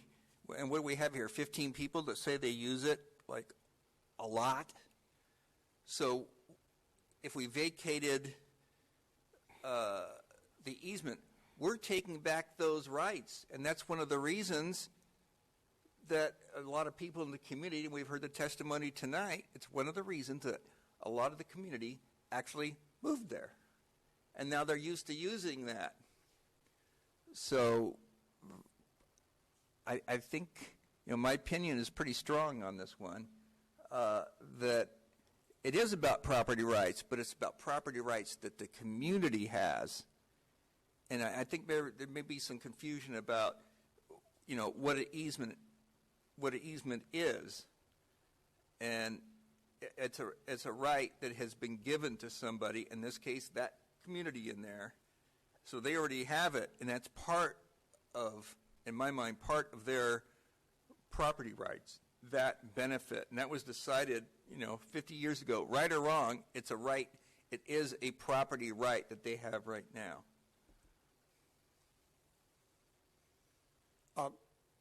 Let's settle the 2 weeks notice issue that was raised. I think Mr. Sanchez said, hey, it was in the Gazette, and it was this, that, so are we okay with all that? Yeah, Councilmember Goebel, I think the testimony was it was mailed to each of the property owners, and so the mailing is a form of notice that was given in a timely fashion. It doesn't have to be posted like we would do in certain other procedures. If we were vacating an entire street, I think then that requires we post notices at the beginning and the ending of that street.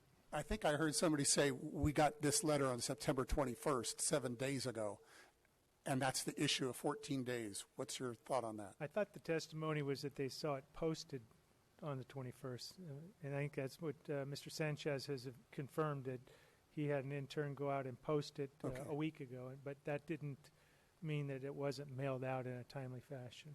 Okay, so you're satisfied we've met the... Okay. Indeed, this is a tough one. This affects neighbor relations any way you look at it. My question for Gary is, why do you think the public has a right to that private property?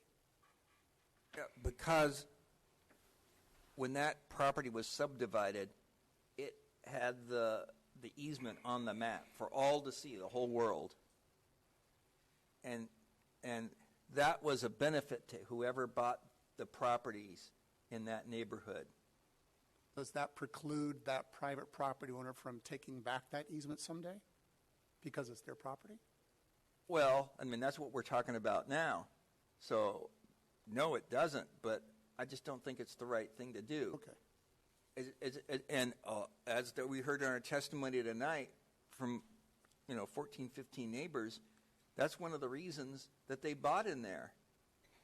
It was something of value to be able to go over to that other street. Absolutely, and I think the easement fulfills the purpose that the developer put back in the 60s, which was to create more of a community, because Hardin and Mona, might be Hardin and Benjamin, the two that are adjacent to each other, don't have that easement or a street through. Mona and Benjamin do, and whichever one of the things, and Nidra don't. So the developer meant for this to be some kind of, hey, this would be great for neighbor relations kind of thing. I don't think the street was put in. That would have served the same purpose of walkability. Also drivability. There's no doubt that The easement is great for community life there, for community relations. It's convenient. It's safe. I would agree with the people who oppose closing down the easement. I would agree with them that Chase is a little sketchy to walk on. I told you, I walked it today, and I was keenly aware of how fast the cars were coming at my back. I would only walk that with traffic coming at me. I would not walk that street again with the traffic to my back. So I agree with those people that safety, that the easement creates safety. Exercise, great community benefit.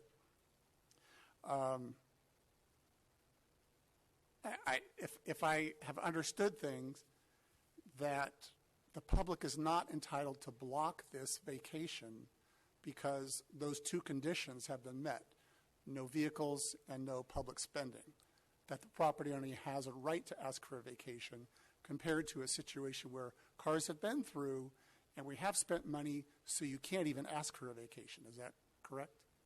Yes, it's still the discretion of the council. Yes. There's no obligation for the council to vacate, nor is there an obligation for the council to continue it in place unless you didn't meet those conditions.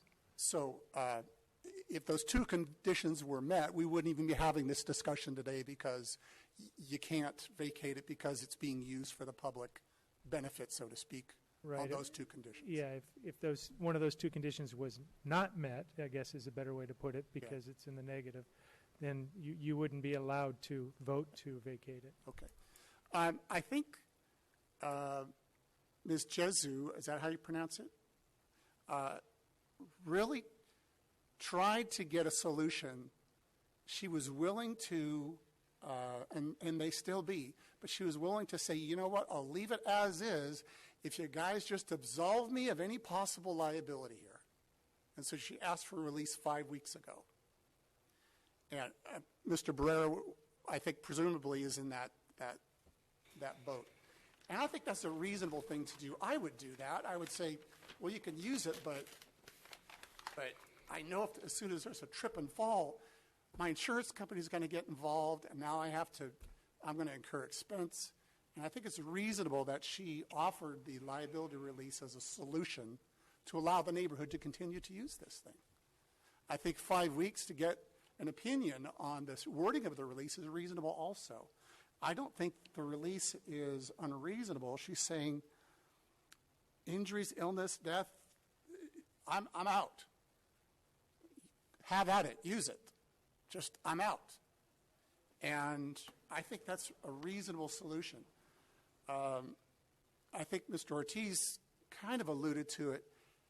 Have the homeowners been generous to allow the use of their land for the past 22 years?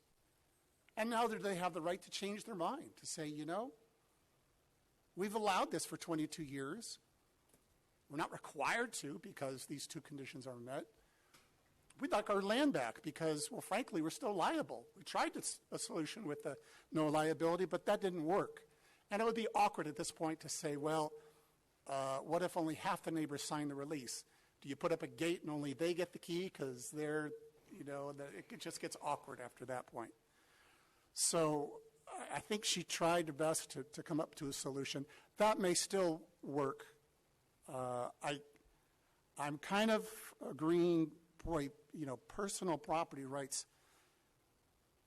I would probably agree with Mr. Ortiz that the public has enjoyed this benefit at the generosity of the two landowners for a while, and they just want their land back, and it's their land. And there's no doubt that this is going to take away the safety versus not having to go up to Chase, community relations, being able to go between streets, convenience, the original purpose, but I think they have the right to ask for their property back. And that just seems supreme in this land to say, it's your property, and you were generous to let people use it for 22 years, but you tried to get a release of liability. That didn't work, so we want out of this thing. We want no liability, and it didn't work, so they just want their property back. I think they tried. I would probably vote to vacate easement. So I remember back when I was on the Planning Commission quite a few years ago, and somebody was going to build a windmill on their property, a decorative windmill. And the neighbors above them had a view that they didn't want obstructed by a windmill. And I got that. It made a lot of sense to me. But when it really came down to it, the people that bought that house had a right to put up a windmill if they wanted to. It's the American value of property rights. And that's kind of where I fall on this. Everybody makes really good arguments, and I understand why you want to use the property and why you want to continue to use the property. But I don't think it trumps the fact that the people that own the property have a right to do with their property what they want to do with it. So I have to fall on the side of property rights. So I can entertain a motion at this point. I would move to vacate the walkway easement between Mona Place and Benjamin Place. Before you vote, we have a resolution to approve the vacation. That should be part of it. And I would ask the indulgence to at least, we'll amend it to include the finding that is stated in the Street and Highway Code that no vehicular traffic has passed through there in the last was able to pass through there the last 5 years, nor is it being maintained by the city for the past 5 years. I'll amend my motion.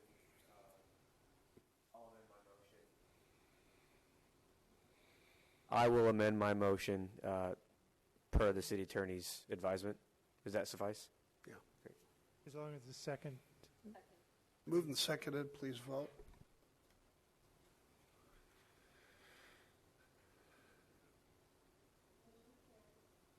Motion carries by a 4-1 vote with Mayor Pro Tem Kendrick voting no. All right, thanks very much.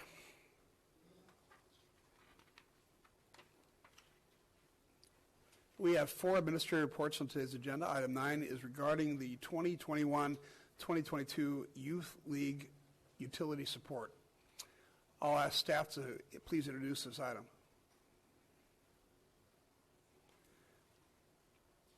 Hello, Mr. Carson, how are you today? I'm all right, Mayor. Thank you for having me in City Council. I asked our Parks and Recreation Manager, Julie Alon, to join me if you have any technical questions. I don't know if you do, but Julie's been actually servicing our Recreation Council for about 15 years now, so she's much more well-versed with how they operate than I am, so that's why she's more up here to be my support also. We felt it was important, or staff felt it was important, to reintroduce City Council Policy E8 to you, just to make you aware of some of what the City Council actually does approve in terms of funding to our youth leagues that utilize city fields and also utilize utilities such as electricity and water on city fields. So while the City Council did approve prior to 2008 access to city fields at no cost, it was created, E8 was created in 2008. The purpose was to formally create a procedure and a policy that was financial support. It was utility support, so basically like a Little League could use lights on a field and they didn't have to pay for it. So, for example, this year, City Council is being asked to support up to $2,100 per league for their entire season type of thing, or entire year of utility support. And that would include water if water, they may be billed for water also. In order for them to actually be qualified for the utility support, the league must be a nonprofit. All the boards and coaches must be volunteers, and that's if they play on fields located within the city of El Cajon city limits. I included a photo our city manager, Mr. Mitchell, took at Renette, because these are our newest lights, and these are LED lights at Renette. Ideally, in years to come, we want to have all of our fields to be LED, but this one, he even texted me that night going, wow, I was blown away by these lights. So definitely lights on field will increase our capacity in terms of usage, especially come the end of October when we have the time change. So we do want to identify, we do have 8 executive members, and these executive members are the nonprofits, all volunteer type of coaches. These are your El Cajon Youth Football, El Cajon Pony, Fletcher Hills Little League, El Cajon Western Little League, American Youth Soccer Organization. But these are our organizations that are executive members that do get that utility support through you. Our associate members, these are basically agencies that have paid staff, and they do not qualify for the utility support because it's a higher pay-to-play type of model through them. However, both executive members and associate members, they have no access, or they have no fee, no cost access to city fields. So they do not pay for any rental of any city field that the city actually operates within the city of El Cajon. So all 12 members, executive and associate, do not do that. And this is something that our city council has been very gracious with general fund funding to provide to them. Not every city in our county or region or even state do this. They do not provide this type of free access to fields. At some level, they may do it off-season where they charge them, or they may just charge them $3 per player type of thing per season. But in many models that we've seen throughout the region, it is more of a pay-to-play on a city field. However, this city council has chosen, as before, with the E8 policy, to give no-cost access to all members to our city fields. I want to include the Emerald Pony League, where they did recently win the World Series. I want to say it was back in 2016 when they won that. So, National Pony League, I should say, Pony League, World Series champions. So here's the staff recommendation, and we're here to answer any questions for you. Great, thank you. Any questions, Steve? So the participants in this league, they don't all have to be from El Cajon. Julie, she knows the numbers better than me. The majority of the players need to be based in the city limits. Most of the executive teams that you saw, specifically the little leagues, but even AYSO, the majority of them, they have boundaries that they're restricted to pull from, and those are going to be all within the city of El Cajon. Your bigger leagues, the associate members that are the competitive soccer leagues, their boundaries are a little bit bigger, so you might get some kids that are outside the actual city limits, but the majority are going to be based within the city. Yeah, we're coming up on an agenda item soon, so it sounds like people outside the city enjoy the use of our parks, which we'd love to have them. And I think it's fantastic that the prior councils have said no charge, because there is lighting and water and maintenance and stuff, and I think that's just a great thing to do for these leagues. Okay, any more questions? Thanks, I appreciate it. Nice presentation. Angela, do we have any speaker cards for this item? We received no comments, sir. All right, it's up to City Council. I'm willing to entertain discussion or a motion. I'll move to approve the Recreation Council recommendation to provide utility support as shown in the staff report. Second. Please vote. Motion carries by unanimous vote. Thanks. Before we go on to the next item, we're going to take a short 3-minute break, and we'll be right back. Okay. The next administrative report is item 10, which is an update on the Public Safety Center project, and I'll ask staff to tell us about this item, please. Good evening, Honorable Mayor, distinguished members of the City Council. I'm Jeff Manchester, City Engineer with the Public Works Department. Tonight we're excited to present to you an update on the solar and battery storage project, or renewable energy project, that we have planned for the Public Safety Center. So tonight in my presentation I will cover the following 3 items. We'll talk about some of the driving factors behind the project, what's entailed with the scope of work, and then also just to give an idea on schedule and some of the project financials. So to provide an overview of some of the driving factors behind the project, the first one we'll touch on is environmental. So if you recall, in 2020, the City Council adopted the Sustainability Initiative. One of the strategies, or strategy 5 in the initiative, aims to essentially increase renewable and zero carbon energy sources for city facilities. The second driving factor is financial. So the Public Safety Center annually incurs about $640,000 in electricity rates. With current rate increases that we know about now, this will likely push that figure to close to $700,000 in the upcoming year. Our project maximizes renewable energy generation and storage within the allocated budget. And also there's some very attractive state-funded incentives available for battery storage systems. We have been reserved for a 35% rebate through the state through what's called Self-Generation Incentive Program, or SCHIP. Continuing on with some of the driving factors, this project ties in with our El Cajon 2.0 vision.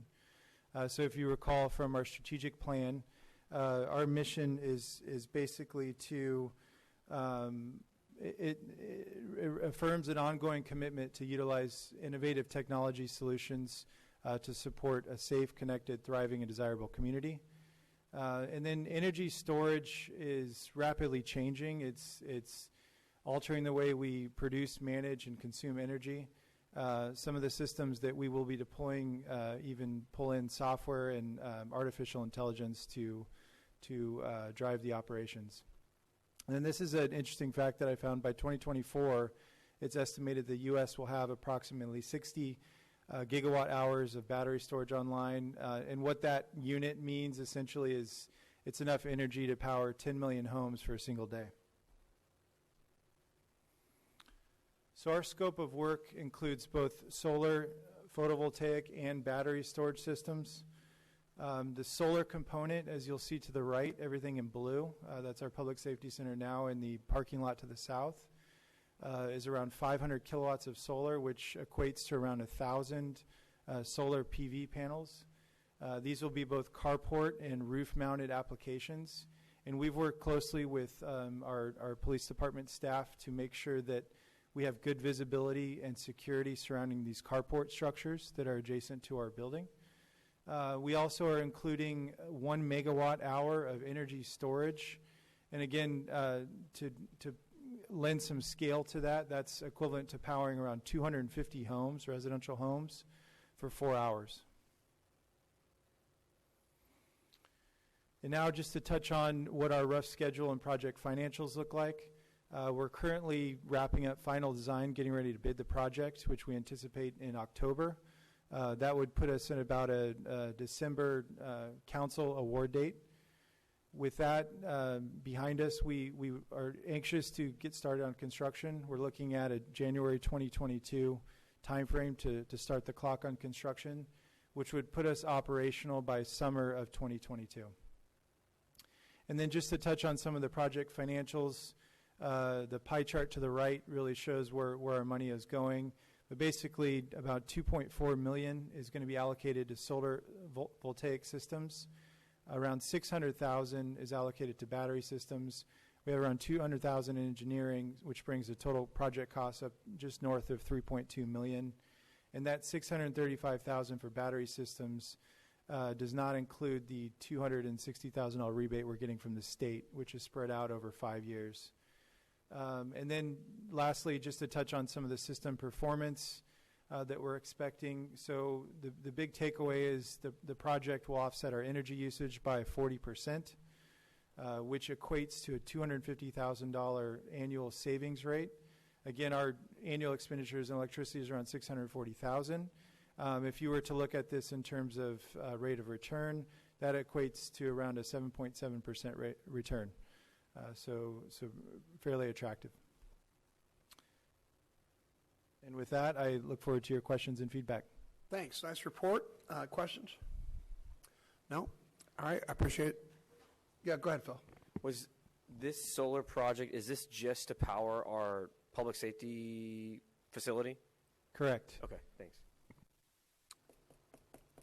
Okay, thanks. Appreciate it. Thank you. Angela, any speaker cards on this? No comment cards, sir. All right, this is an informational only item, so no motions needed. Thanks very much. Nice report. The third administrative report, item 11, is a report on Harry Griffith Park. It's the Joint Powers Authority. I'll ask our city manager to tell us about this item. Actually, Mr. Mayor and members of the council, Frank Carson, who's our staff liaison to that JPA, will give the presentation. Right. And Ms. Mitchell represents the city as a city council member. She may want to weigh in a little bit of what occurred at that meeting too. But I'll let Mr. Carson provide a presentation. Frank. Thank you, Mayor. So just a brief background so you're all aware. There are 5 JPA, or Joint Powers Authorities members. That's Helix Water District, the City of La Mesa, City of El Cajon, County of San Diego, and the Grossmont Union High School District.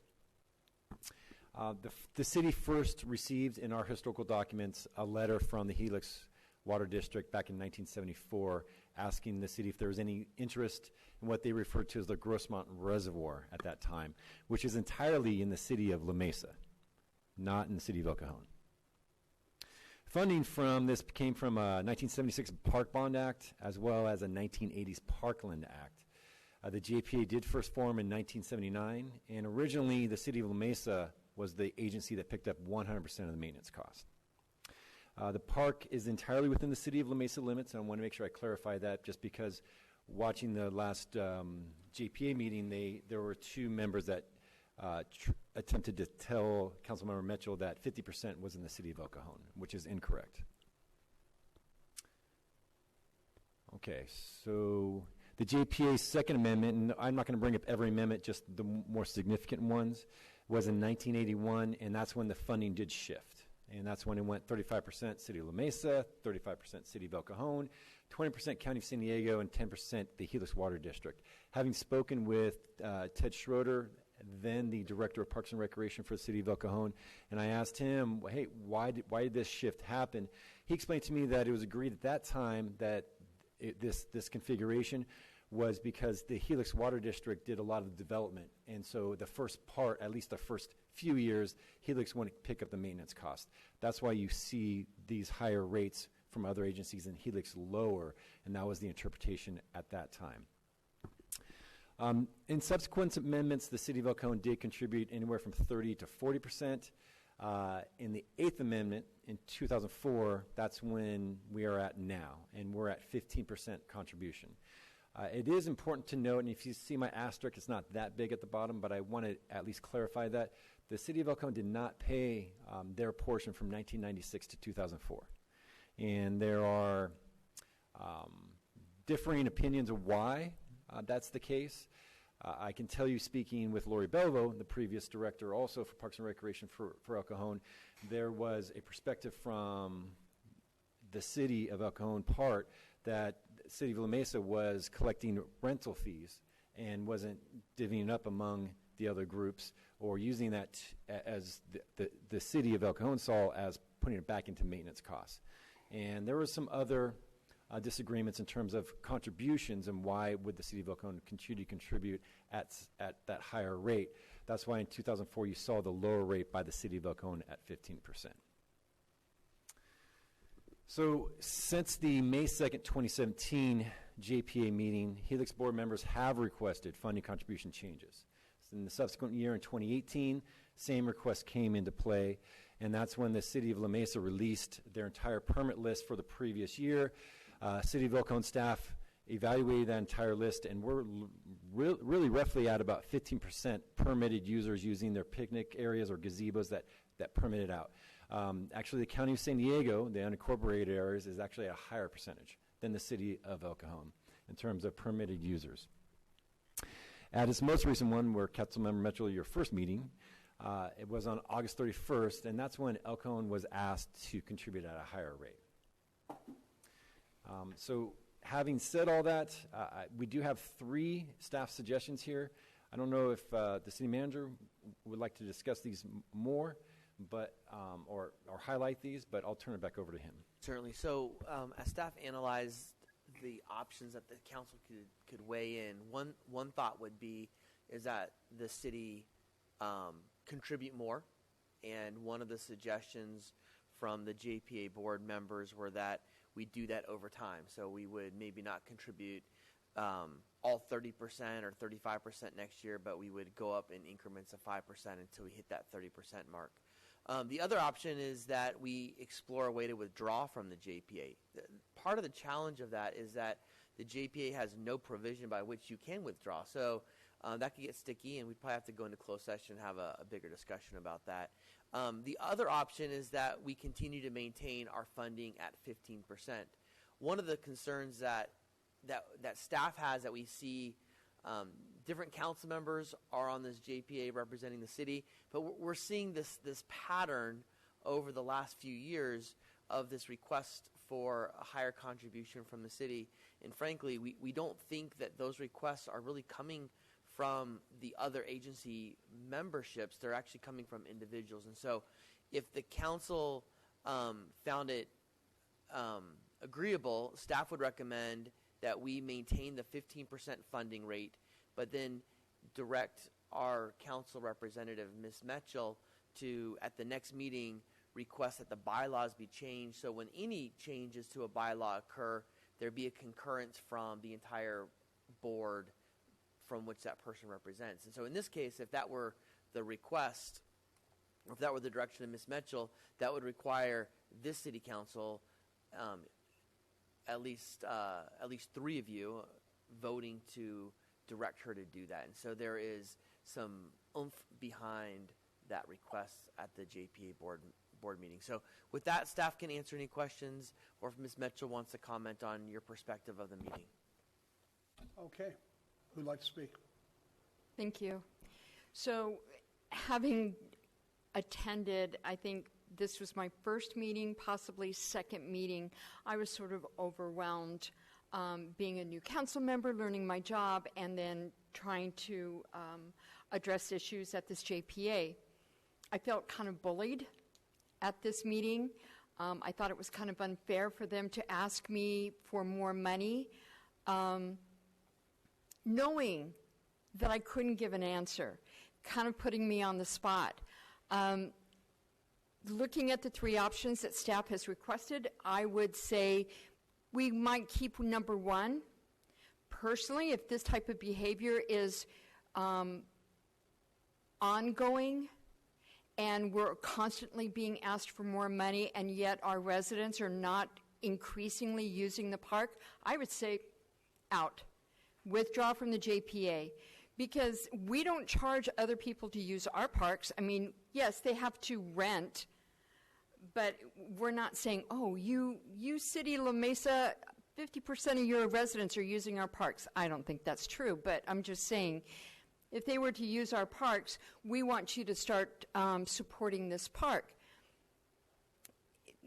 And the other thing is that they were really, really adamant that this park is 50% in El Cajon, and it's not. I have not been able to find a map. She could not provide me a map. Was not able to find a map. I've looked. We've gone out there and walked it. Can't find anything. Pull our logo from their sign, pull out of the JPA, and be done with it. Why why are we continuing to address this year after year after year, and what benefit do we get out of it? That we have our logo on the sign? That's just my opinion, but either 1 or 3 and not give them any more money. I have a couple questions. Is there anything in the JPA bylaws or within our processes that give our representative or future representative authority to increase the fees without our council's approval? Does that make sense, my question? Well, the JPA, to increase the fees, would require a JPA vote. So the JPA would have to bring that back. I believe whoever's representing has the right to vote yes or no. I would recommend that they go back to the city council and ask for that. A lot of times when there's a difficult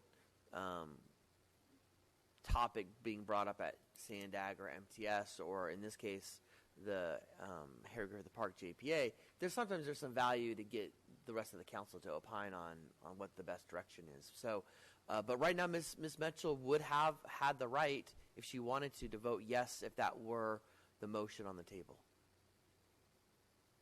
I wonder if, is there any method for us to, as a council, if there's any increase in fees, is there any method or way for us to force the representative to come back to the council for a vote for an increase in fees? Is that feasible?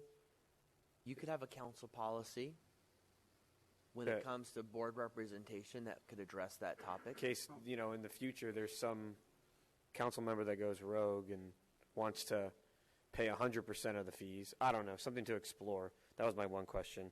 And then just to understand the other staff's recommendation is to alter the bylaws of the JPA, so if there is a change in each member agency's contribution, that it would have to be approved. Can you run through that recommendation again? So my thought would be this, and I'll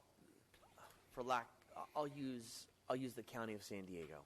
So if the County of San Diego's representative on the JPA board wakes up one morning and says, you know what, I think that El Cajon should pay more money. And so that representative at the meeting makes that proposal, and then all the other JPA board members are reacting to that, even though the rest of the Board of Supervisors would never support that. I think there's some value in having any changes to the JPA bylaws, or specifically to the rates, that should be endorsed by the full body of the person by which they represent. I think there's some value to having that. I think it creates some more stability, and it allows more of a vetting of the fee structure rather than just, I want this to be discussed at this board meeting. Okay, that's a tool that I think would probably be a better first step in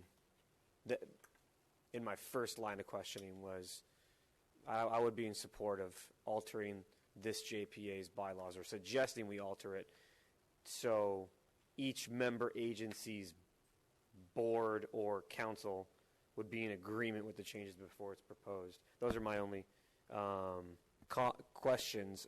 I don't know if we're in comment right now. Right? I have comments or questions. Yeah, I mean, we don't own the land, any of the land.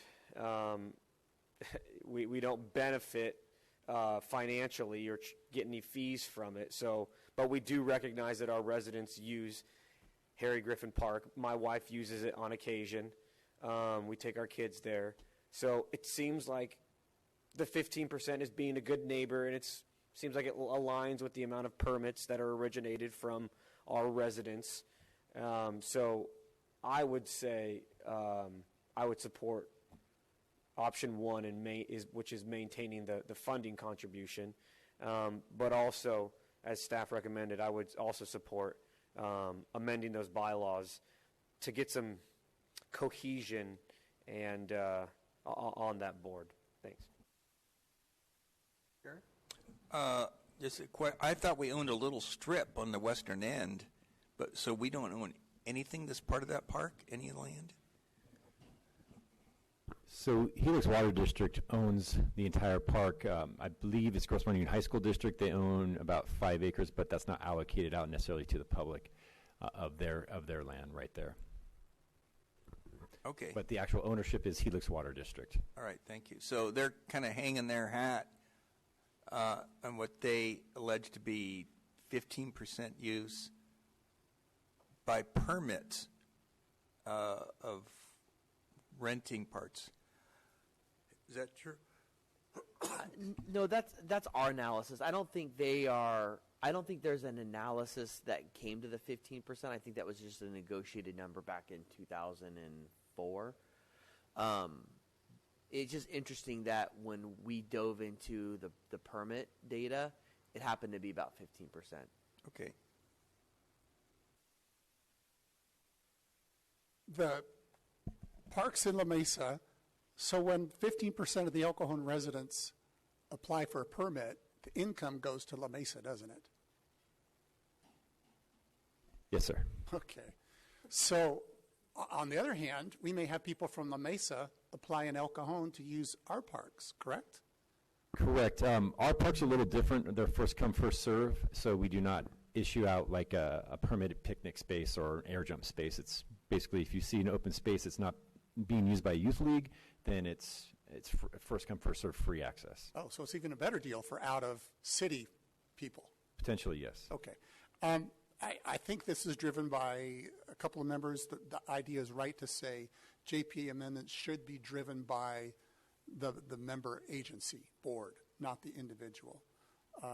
This whole thing's kind of ticky-tacky. It has a ticky-tacky sense. And, we want you to pay for this, but our people come here, but we're not going to charge. It's just 15% is fine. Bylaw change from a board, not a person. Okay. Any other comments? Somebody like to make a motion? I'll move we maintain funding contribution support of 50% and recommend a change to the JPA bylaws that the member agency's board must approve initiating all amendment changes. Second. All right, please vote. Motion carries by unanimous vote.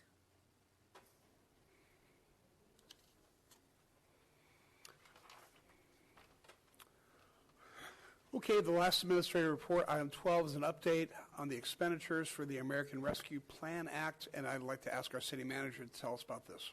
Thank you, Mr. Mayor and members of the City Council. In an effort to keep the council apprised and also to demonstrate transparency in the use of American Rescue Plan Act money, we are presenting our about monthly, we've been doing about every other meeting or every third meeting report to the City Council. So really quickly, just want to highlight what monies have been spent.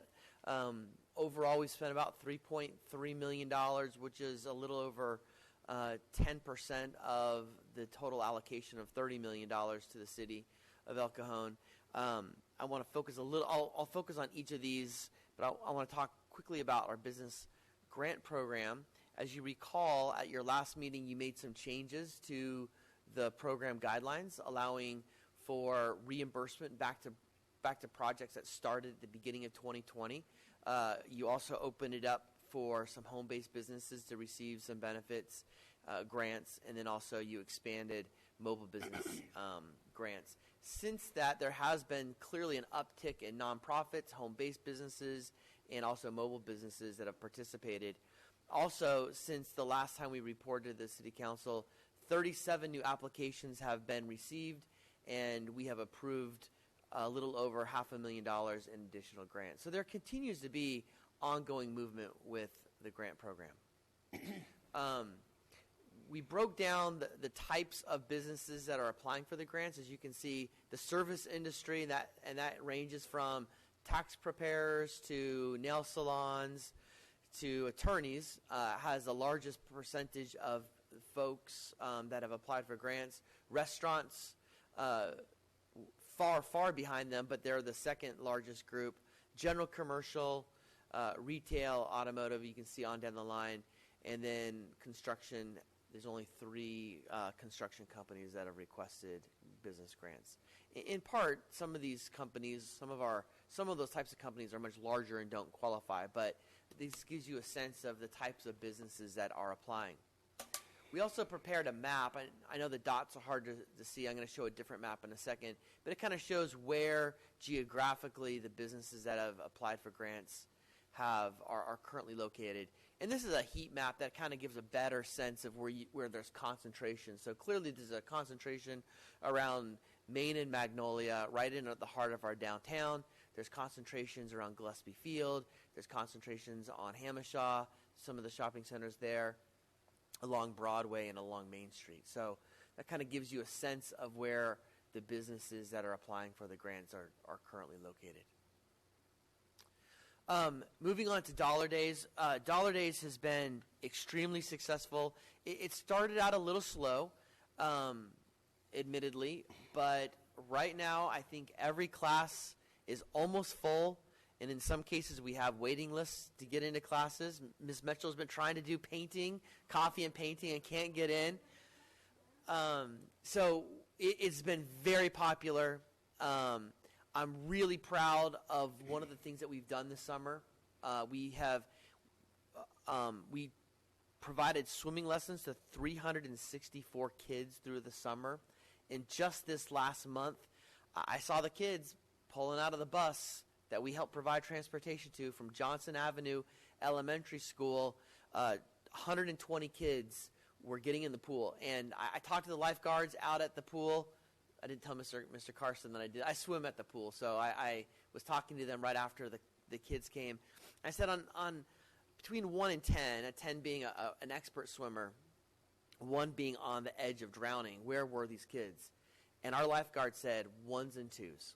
And so these kids were getting in the pool. They were encouraging each other. Some kids are putting their face underwater for the very first time in a swimming pool. Really powerful program, and ARPA money is helping to pay for that. So I want to commend the City Council for allocating so much money to this. We'll see what other monies, how long the money goes. I've been in conversation with several of you, and I think there's some opportunities to expand this, especially if there's money freed up in other pots of money. I think it's a huge benefit to our community, and a lot of people are taking advantage of it. Looking at some of the other programs, our business license program continues to move forward. Mr. DiMaggio is working with our economic development consultant. The study's underway, and so we'll be bringing some information forward to the City Council shortly. And then Foodie Fest is underway. Just really quickly, it's going to be held on Saturday, October 9th from 4 to 8 p.m., located at Prescott Promenade all the way to Centennial Plaza. Tickets are really cheap. $4 for kids, $8 for adults if you pre-order. The day of the event, it's $5 and $10 for adults. We're going to have tons of food there. I can't remember how many booths, how many restaurants we have. I don't know, there's 46, 36? 26. 36 restaurants have already signed up, local restaurants. Most of you have said you're going to make cookies, and we're going to do a trophy. Which council member makes the best cookies? So for those that have not yet said that you want to do that, you have no ability to win a trophy without signing up. Does that only mean cookies, or how about like brownies? I think that's in the cookie Brownies? category. I got a recipe, I'll win. I think that's a violation. So I think it's gonna be a fun event. We're gonna have city staff. City staff will be out there. We're gonna do a little pop-up city hall, and it's gonna just be a great event. Looking forward to seeing you there for that. Lastly, we're continuing to work on our cybersecurity. We've already let out a contract to $17,000 for some of the early work on that. And in fact, we've updated our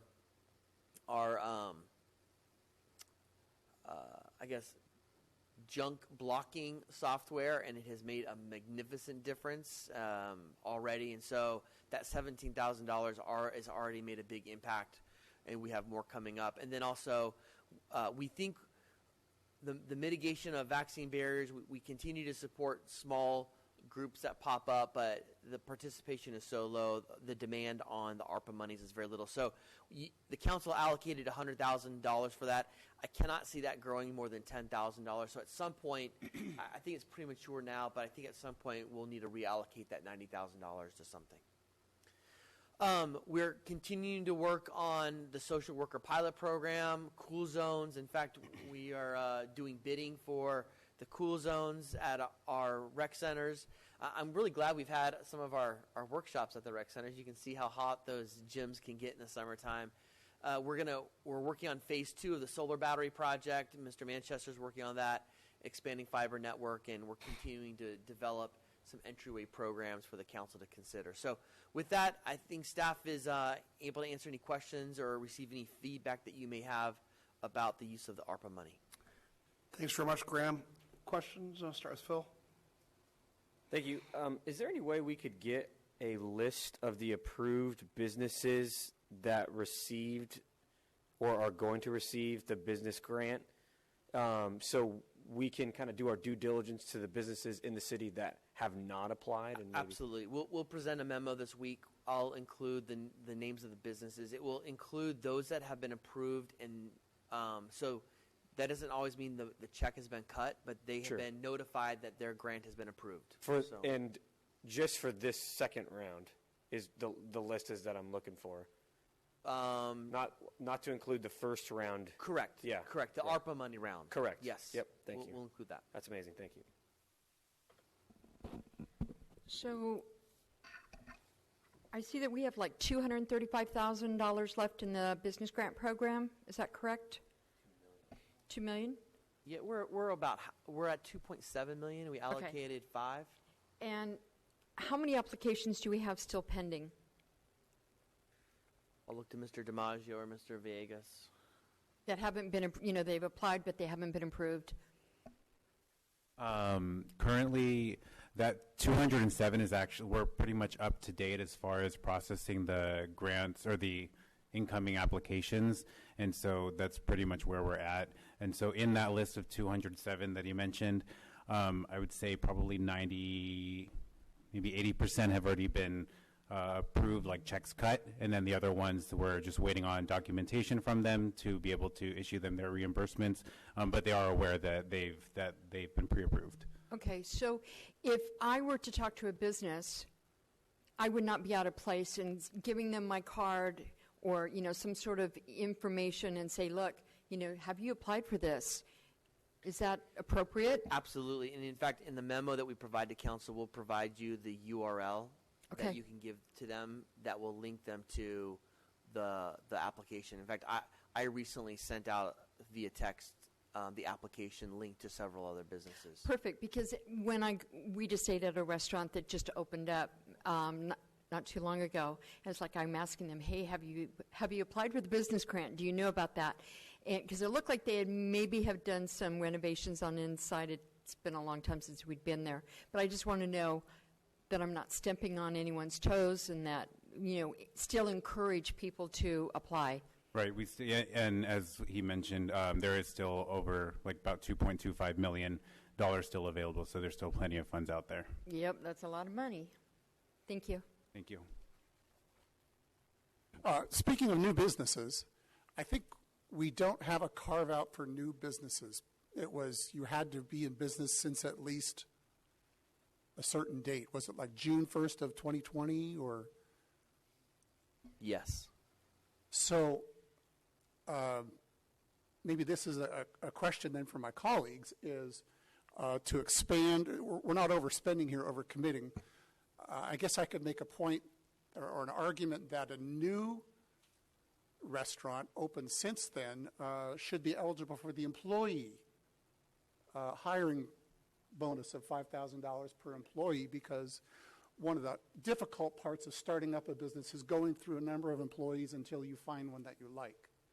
I don't necessarily think they need capital improvement money. I think that's part of your skin in the game to be a new business. What do my colleagues think about that? Yeah, I think that's a great idea to make sure I understand.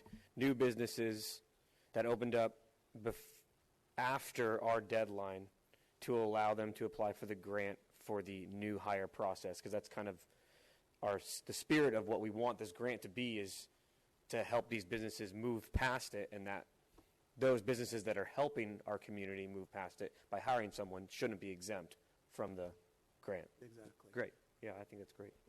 Does staff understand that? Yeah. I think that's a really good idea, Steve.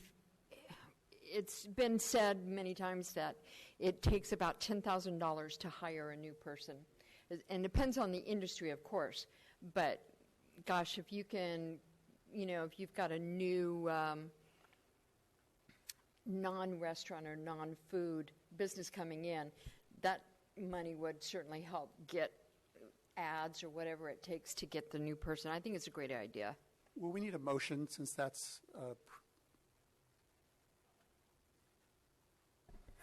It's not on the agenda to provide anything more than feedback. So if there's a need for the council action, Mr. Mitchell can bring it back for a change in the guidelines. Yeah, and I think the council's given me some, or has given staff some interpretation of this, and I think the last meeting, I don't know if you voted on that. I think you may have just given direction. So I've heard feedback, and we can react to that. Sounds good. All right. Anybody else? Great. Angela, did we receive any comments for this item? No comments, sir. All right. So any further discussion, or would someone like to proceed with a motion? No motion in this case, just an update report. You don't need a motion to accept the report? Okay, that's fine then. All right, there are no commission reports on today's agenda. Item 13 is my activities report, which is as reported. And then we're at activities report for council members. Gary Kendrick. As reported. Steve Goebel. As reported. Phil Ortiz. And Michelle Mitchell. All right, there are no joint council member reports and no general information items for discussion. There are no first or second reading or ordinance on today's agenda, and that brings us to closed session. The city attorney will recite the title and lead us into the closed session. Thank you, Mayor Wells. The City Council will be recessing into closed session for a conference with legal counsel on anticipated litigation, the initiation of litigation pursuant to paragraph 4, subdivision D of Government Code section 54956.9. There's one potential case. Thank you. I'd like to make a motion then to adjourn the closed session. Second. Move and second, please vote. Motion carries by unanimous vote. Ladies and gentlemen, we'll go to closed session and come back very soon. Ladies and gentlemen, we're back from closed session. I will ask our city attorney to report on the goings on in closed session.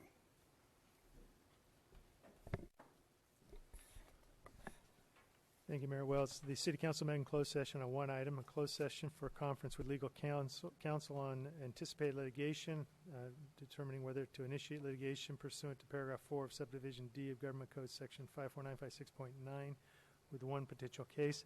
The council did take action and authorized me to disclose that they have directed staff to obtain a pre-litigation analysis of land use impacts, economic development impacts, social impacts of the county's proposed working families ordinance. Thank you. This brings us to adjournment. The adjourned regular joint meeting of the El Cajon City Council, El Cajon Housing Authority, successor agency to the El Cajon Redevelopment Agency, held this 28th day of September 2021, is adjourned until Tuesday, September 28th, 2021 at 7 o'clock p.m. Thank you.